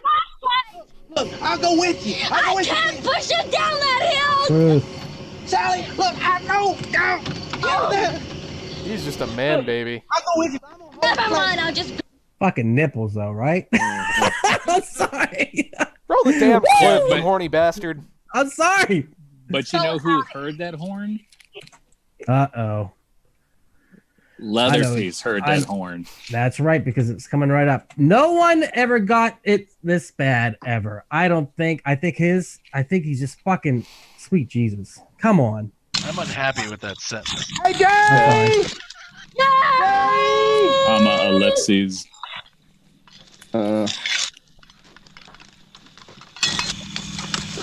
Push it up. Just push it Sally, up. I hear. Stop.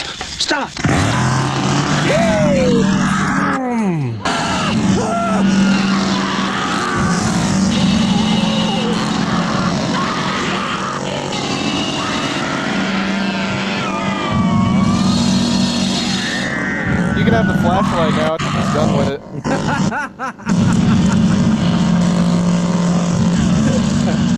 Ethan.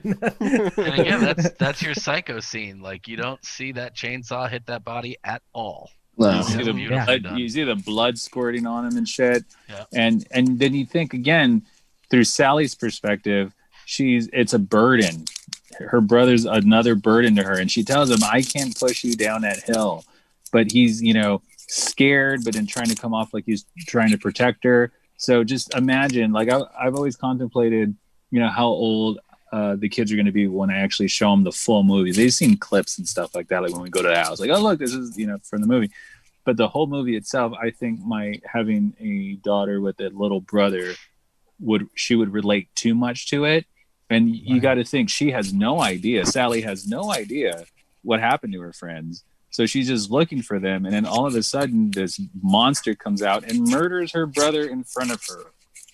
Like that. And so she has PTSD from that when she goes to the gas station. And not only the adrenaline of just running in fear, but she left her brother behind. So there's so much emotion that I don't think really gets enough credit to Marilyn Burns' acting, Toby and Kim's writing, and then the fact that you can hate Franklin all you want, but some people, myself included, hated him, was annoyed by him, but then immediately you don't want him to die, and so you see him get killed, like you said, worse than anybody. He gets it hard, but then you watch part 2 and then you roll your eyes.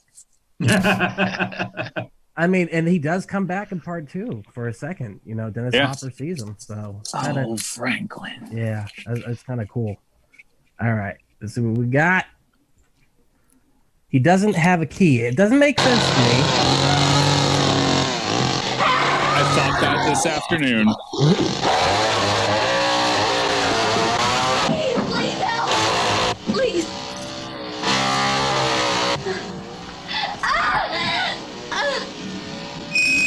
Yellow.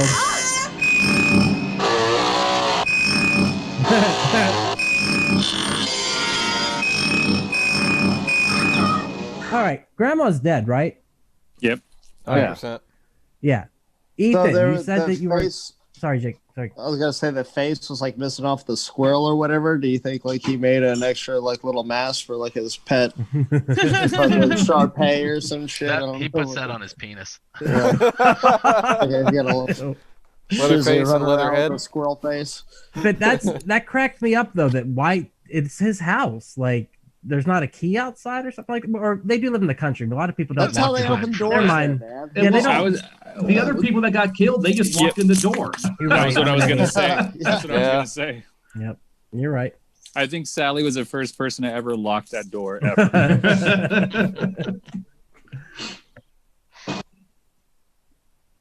First time. This one looked like it hurt.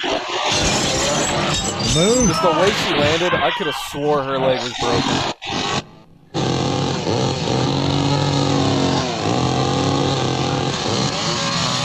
Speaking of Midsummer, Ari Aster made Hereditary. The drop at the end of Hereditary looks a lot like that drop. It seems like he throws in a Chainsaw Massacre reference every movie. Right. Who would even really think about that? I think in the moment, I would not think to just jump out the window. Right. I mean, somebody's chasing. She does a it chainsaw, twice. bro. Yeah, she does. She's just into windows. I mean, but if you go to a It's the haunted- only way you could see outside. It's the only way you could see outside. Yeah, but she knows she's on the second floor. Like she just blindly throws either that herself or eat out. chainsaw. So I don't But- know. Fight or flight, bro. Fear, when you yeah, go to fear, the haunted yeah. house, what is the one thing that usually gets everybody? And Those you know, fucking bubbles. that's true. The fucking foam room. Fuck that That shit. weird foam. Like I said, I got the secret on how to pass that. Definitely not the guy running around with the fake fucking chainsaw. But that usually with the ladies, that's the thing that gets them the most. Mhm. That is, ladies are always terrified when the chainsaw happens. There's something about it that just like, and the guys running the Power chainsaws, they know tools, it bro. too. Yeah, it's very phallic. Very phallic. Well, in the Explore that. second movie, yes, that's my favorite scene of the second movie. I fucking love that scene. Yeah, the best scene is fucking Dennis Hopper fucking going out, trying out all the chainsaws. Before he buys them all. That's And the that fucking- guy- So fucking weird. Yeah. I love the second movie. It's like, yeah, this one's. If you guys do a second a part 2, please invite me. Absolutely. Of course. It goes without saying. This is when I read the first time watching this, I thought she was knocked the fuck out right there. It's cold outside. Woo! He is right on her, dude. The whole chase. But look at her sprint. Look at her sprint when she gets to the gas station. Here. And then Oh, I caught it. Sorry. Oh, you caught it. Yeah, no. Both she of 'em, fucking though. sprint. Both of them, absolutely. Yeah. They fucking. Yeah, they 100-yard dash, dude. Right. But that's, I think, the closest I've ever seen a killer in a horror movie. That's suspenseful. That's really intense. You know. That's why I hate part 3 because he walks.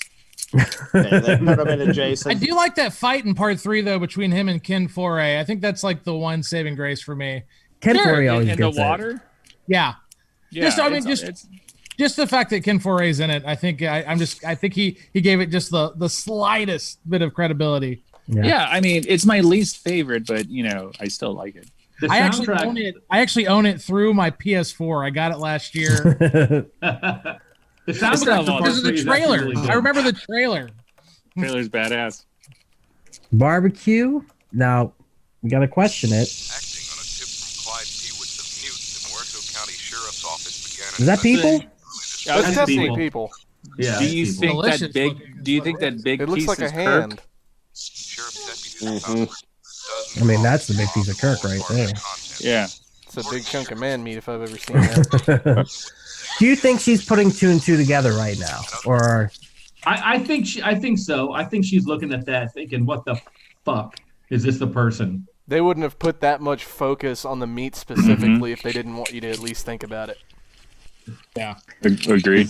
And like I said, it's such a subtle thing in this movie. I remember the first time I watched it, I didn't put the connection together, except for maybe the grandfather. But I remember watching it now again, being like, I think they're cannibals, but I'm not sure. And now I'm like, yeah, they're definitely cannibals. But it's like it's never outright said, and I think that's what's wonderful about it. It's all in the subtext of the movie, and it's pretty cool. All the cars that have been put underneath the camouflage, all those people that disappeared, they've all been eaten.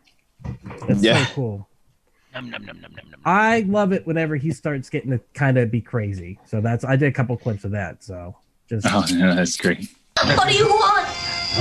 No, there's no need to do that. Nobody's gonna hurt you.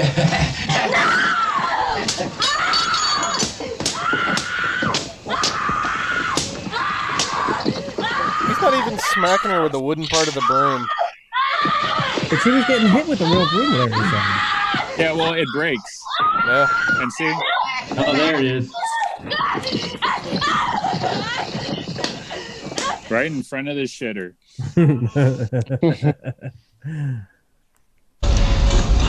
There's no need to do that.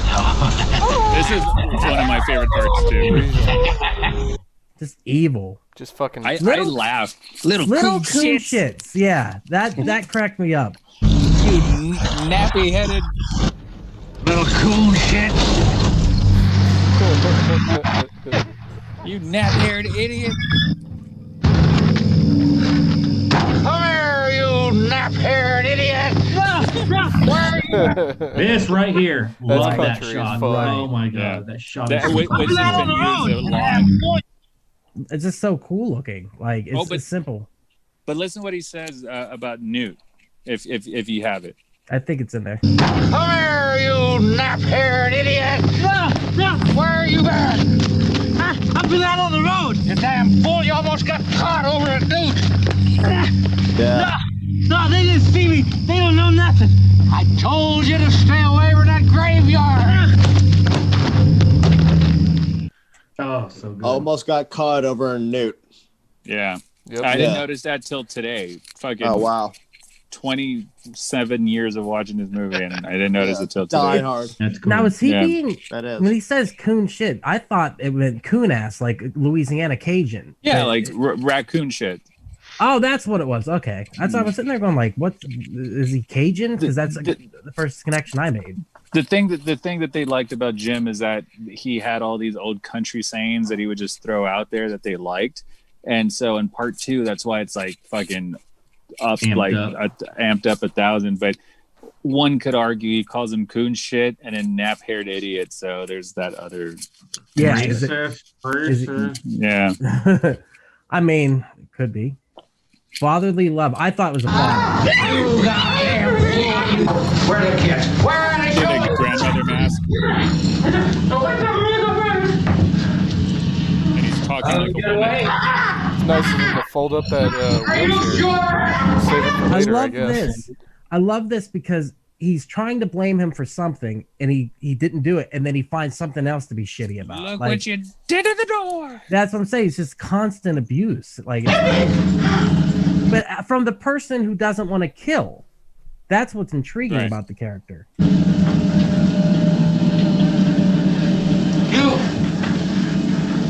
You damn fool! You ruined the door! But notice that he's afraid of him. Like, he's a fucking strong, giant murderer, but yet he's afraid of him. So I, for years, also thought that was the dad and they were the two brothers, and, maybe their mothers were victims or whatever the fuck. But yeah, it's been confirmed in multiple sources that they're brothers. Huh. And so what's interesting, I was watching this with the subtitles on, and the scene just then when Leatherface is pointing at stuff, the subtitles say Leatherface explaining. Nice. Get there! Get in there!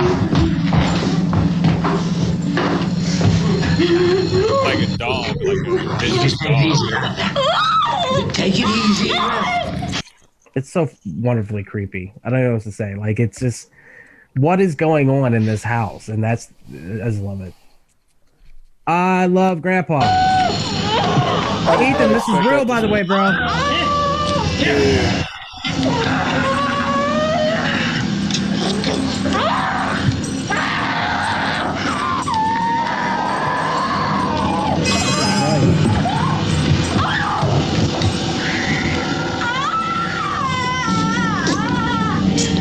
Watch for it.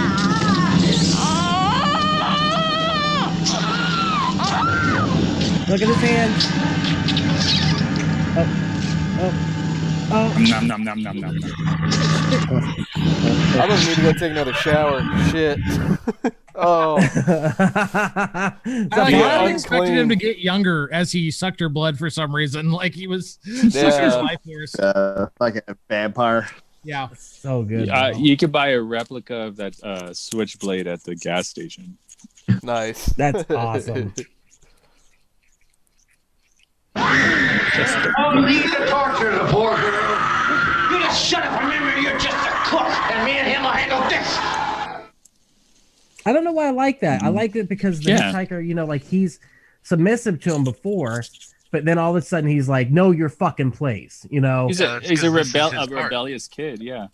That's so great, though. You know, going back to Leatherface and being, you know, all cowering, it just kind of gives you a history of the abuse the older brother probably gave him over years and years. And that even though he's stronger, it's kind of like the lion in a circus that could bite the head off the trainer in a second. But after years and years of being submissive and beaten, it always just kind of cowers down. Or Mice and Men. It's the same. Yeah, you're right. Yeah. But yeah. Leatherface has Lenny vibes, hardcore. This is why I think Grandpa's the best, because they say it. Now don't you. Grandpa's the best. It won't hurt a bit.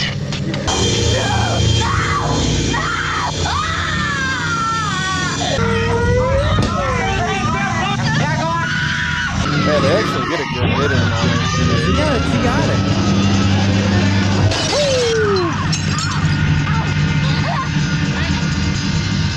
That right there.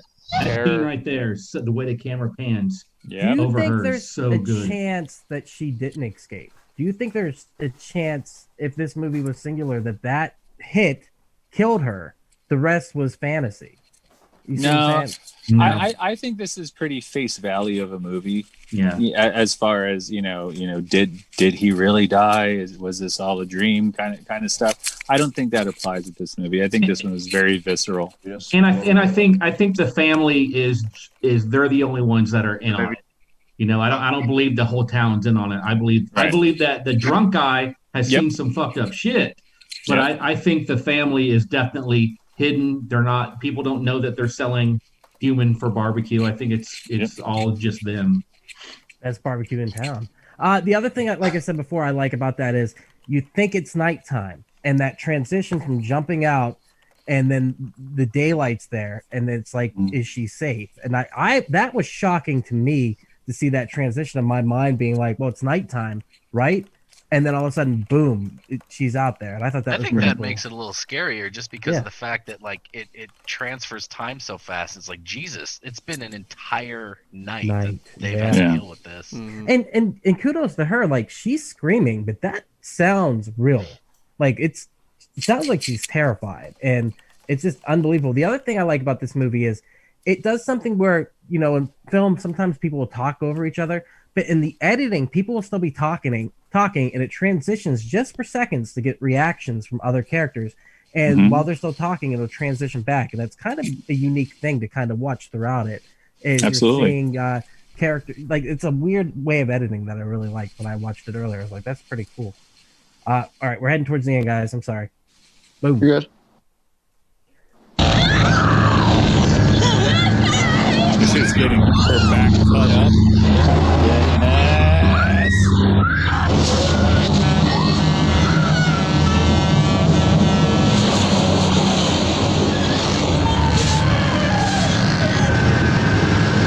Black Maria. That was up for sale recently. The truck? Yeah, Really? the truck. Damn. Yeah. How much was it? Were you gonna buy it? No, yeah, it was like 190,000. Oh yeah, for sure. Oh, that's it. Yeah. GoFundMe. Woo! All right, here's the last one. Got to do the final. Last Dance with Gunnar Hansen. Never gonna dance again.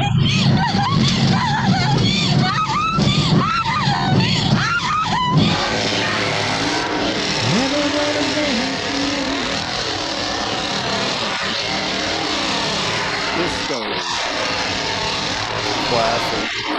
Okay, play Star Wars, boy, because that's the exact same dance. All right, I lied. I got one more clip. Let me see if I can pull it up. Oh, yeah. Don't laugh, Will. Let me find this son of a bitch.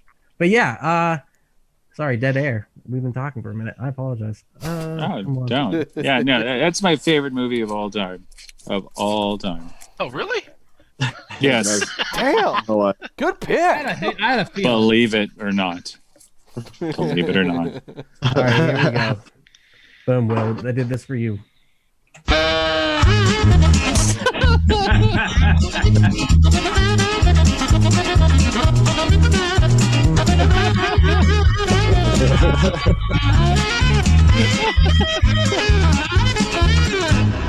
That's beautiful. That's great. That's great. Worth it. All right. I had to at the last second. I was like, fuck, I forgot. Will said that now I have to do it every week, or I have to throw in that clip from fucking that Conan O'Brien thing. Guys, this has been a great cast. Do we have any further questions? Because Larry has like all the info on this. Like, does anyone have any final questions about it? Yeah, this was longer than the actual movie, by the way. Yes, it was. Yes, it was. It was twice the time of the actual. Whatever. This is what we do.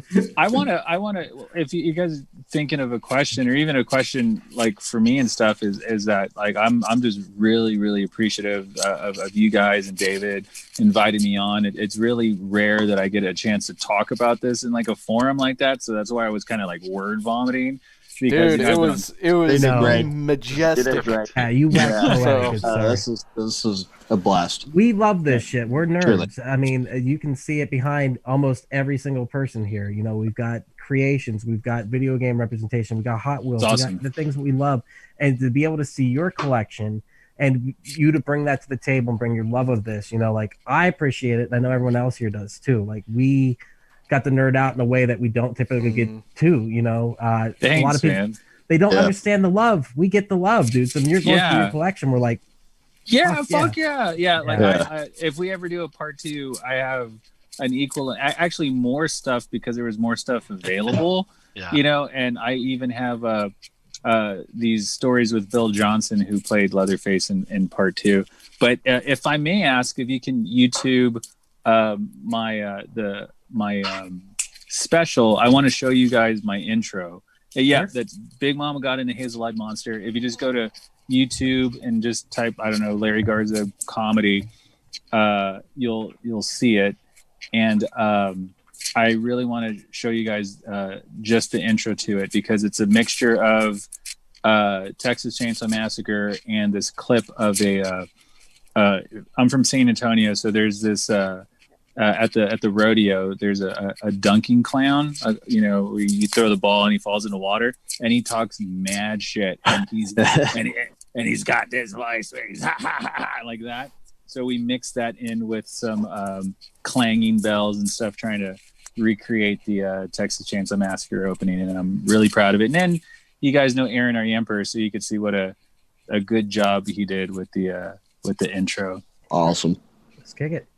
C is an account of the tragedy which... I think I need to turn it up a little bit. Damn, yeah, he does. So he does. Yeah, good. yeah. That's as loud as it's gonna go. All right. almost befell a comedy community. In particular, Larry Garza and his invalid brothers Comedia a Go-Go. Garza was diagnosed with stage 4 cancer. It is all the more tragic in that he was young. But even if he had a very, very long time to prepare, they could not have expected, nor would they have wished, to see as much of the mad and macabre as they were to see those 3 days. For them, an idyllic summer weekend became a nightmare. The events of those days were to lead to the recording of one of the most bizarre comedic performances in the annals of Texas history. Big Mama God and the Hazel-Eyed Monster. Hell yeah. Yeah, That's so, badass, Aaron, dude. so check out the rest. It's just real quick. Oh, nice. Nice.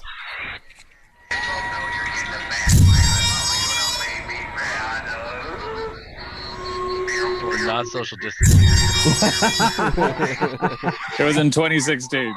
I don't care.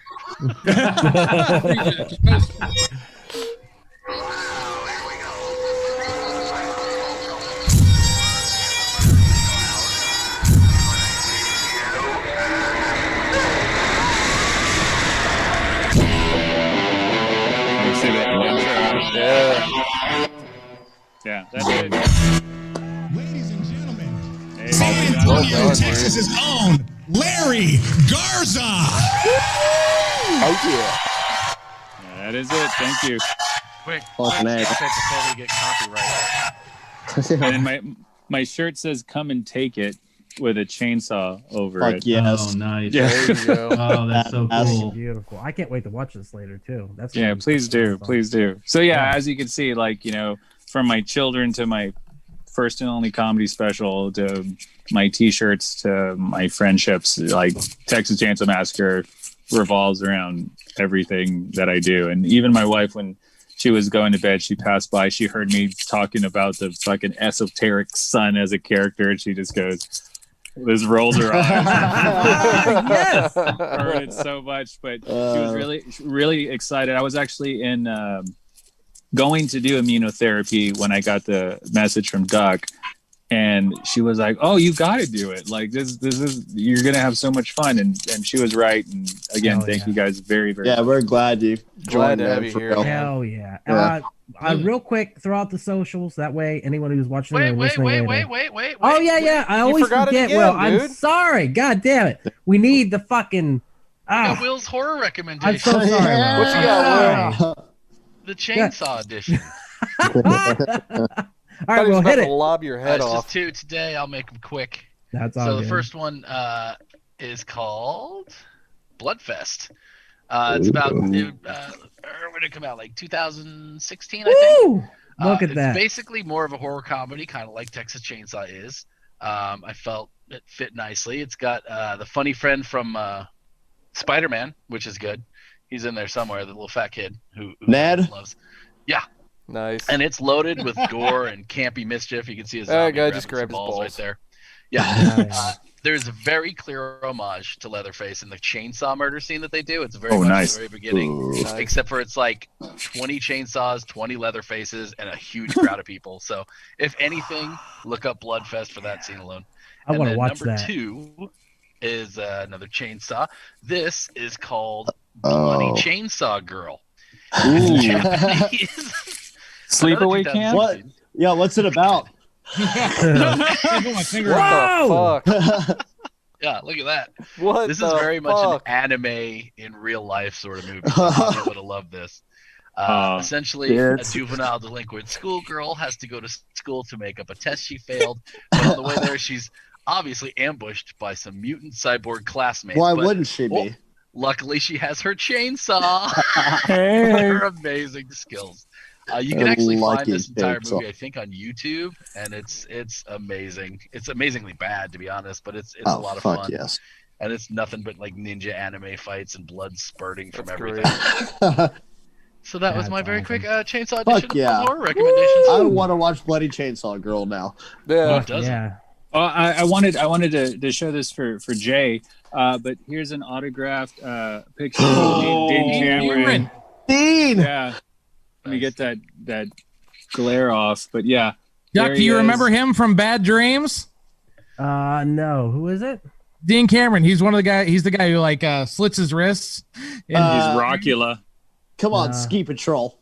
I know. Well, we Ski talked about that. Yeah, dude, that's awesome, man. That's badass. That's super cool, man. Dean Cameron, Yeah, like I always looked at him as a guy who's like just like a step and a half away from like really hitting it big. He could have been, he could have been He could have something. been Like Jim he Carrey. had a little spark in him. Yeah. This Absolutely. Yeah, we had a convention here in town named after Rockula, which he was in. Oh yeah. And so he was selling a lot of Rockula stuff, but yeah, I had to get a fucking chainsaw autograph from him. Like, yeah, Absolutely, man. Beast. Well, guys, is there anything else we want to talk about? Gotta plug your socials. Where can people find Hit you those guys? socials. Where can we find you, David? I know you've got Instagram, but you all got to go check out his creations. Children of Dave on Instagram, and on Facebook, go to Stop Motion Nightmares to see my weird stop motion videos. Go to your Reddit page also. Oh yeah, Reddit page, Geiger Drone. Yeah. Nice. Fucking Larry, what you got? You can follow me on Instagram at Larry Garza Comedy, and if you'd like to see my special, we put it up this year for free because of the pandemic. It's on Comedia Gogo's YouTube. That's COMEDIAAGOGO. It's a production company me and my friends do. The just like Texas Chainsaw Massacre, the special was independently filmed, recorded, produced, and distributed. And it helped me, financially when I was going through my first battle with cancer. And now I gave it to the masses on YouTube. So feel free to watch it. Leave a comment. Tell me what you think. Big Mama God and the Hazel-Eyed Monster. We'll make sure that we link all this in the description for afterwards. Jay, Eagle Phoenix, how's that going? It's going pretty good. Nice. The Will, Fearcast this year. It's Ego Phoenix 6. It's unprecedented. It's all movies I haven't seen before. Ran into some duds, but these past few days have been pretty awesome. I just watched Requiem for a Dream for the first time ever. Oh, nice. Ass to ass. Yeah. I mean, that's a hot take for me. I finished it maybe 30 minutes before we did this. And then cool. I'm looking for a pretty rare movie. I think it's on YouTube, but it was never actually released, as far as I know, anywhere. And it's a movie called Say You Love Satan, and it stars Vincent Kartheiser as apparently a Satan worshiping little gang kid, but it's actually based on a true story on this kid named Ricky Six. You can look it up. Most of the stuff I got from old Fangorias. I was just scanning through. Oh, badass. And that's how I remembered Requiem for a Dream in this. So I'm going to check that out tonight, hopefully. So that's me at Facebook.com/EgoPhoenix. EGOFENEIX. Thank you. And Will, thank you for that. Yes, Camp/Horrorcast every Monday at 8 p.m. You guys are always welcome to join us. Next week will be Halloween. The week after that will be Child's Play. After that, we'll be doing House of a Thousand Corpses, followed by Scream, which McKenna will be on that one, as she is the Larry Garza of Scream. So we're super excited. Of course, you can find everything else our podcast. We are Podcast Network at /podbean.com. You can check us out on YouTube, Twitch. We are everywhere. Coming at you with We Are Air. That's me, Jake, and Javi. Talking movies, entertainment, whatever the fuck we want to talk about. Me and Ethan doing We Are Bagu. That is Atari to Steam and everything in between. Sometimes we got Will and Jay on there too, doing the roundup. We're going to be everywhere, and we're going to bring more people in. We're super excited to have Larry and David on this week. Guys, once again, you are welcome back any week that you want to come join us and talk movies. Well, let me know when you're doing Alien. We're doing Alien because you said you wanted to do Alien, so we'll do that in January. Not do it yet. I'm ready to do it. That's all right, Texas Chainsaw Massacre. After we get through Christmas, we'll do our favorites, and I'll let everyone put down their favorite, and we'll go through it. But we'll definitely do Alien. We'll do It. Are we doing the old It or the new It? We can do either one. All right, and then we're of course doing a House of Thousand Corpses. Larry, please come back on when we do that one. Yeah, please. and I would love to know. I'll do a House because Devil's Rejects. As you could, it was like an fucking all-star cast of horror movies. So I got fucking William Forsythe's autograph. I got Bill Moseley to sign it. I got I forgot his name, but John Tuttle, the guy that gets his face ripped off. Brian Posehn, I got that one for free because I opened for him. Awesome. Nice. Awesome. The egg. Oh. Well, it's just me for now because everyone lagged out. There we go. And we're back. Hills Have Eyes. Nice. Yeah. And then finally, Diamond Dallas Page. Oh, nice. Bang! And my thing is, I would like to do that movie instead of A House of a Thousand Corpses, but I want to go in order. I understand. Seen it, and I haven't seen it, like I said, in almost 20 Didn't we years. just do that, basically? I'm just saying. I want to see it again because I want to love it like everyone else loves House of a Thousand Corpses. I don't right now. So I it's dog shit. House is dog shit. Yeah, it really is. Who did we lose? Oh, House is dog but shit. But that's how we feel about Friday the 13th, the first one. It's not a good movie, but it sets up the perfect world. And here's the thing is, I agree. We'll talk about it when we get there in a couple weeks. Anyhow, thank you guys so much for watching. We appreciate it. Ethan, kill the stream. Bye, guys. And there it is. Thank you again so much for checking out the podcast today. If you enjoyed it, head over to your favorite podcast app, Spotify, Stitcher, Podbean, and iTunes, and give We Are Podcast Network a like. And since this is Camp/Horrorcast, if you want to check us out live, we will be on Twitch and YouTube every Monday at 8 p.m. Central Time. You can find us at twitch.tv/We Are Podcast Network and youtube.com/We Are Podcast Network. And if you've enjoyed this podcast, you're going to love the other podcasts here on the We Are Podcast Network. We have We Are Air, where we talk movies, entertainment, whatever the fuck we want to talk about. That's me, that's Jake, and that's Javi. We're breaking down that pop culture, and we're having so much fun. And don't forget to check out We Are Bagu, a video game podcast, where we talk Atari to Steam and everything in between. That's me and Dr. Ethan Eastwood breaking down all that video game lore, heroes, Gyros, a Dungeons and Distractions side quest. Me and the boys were playing some D&D. You can start that one from Season 1, Episode 1. It's a blast the whole way through. And I hate being sober. Personal stories from epic people. I sit down with some of my favorite people of all time. We talk about their trials, their tribulations, and their journey this far. Also, check the links in the description for our social media. You can find us at Facebook, Instagram, and Twitter at /We Are Podcast Network. With that said, hopefully we see you in the live stream.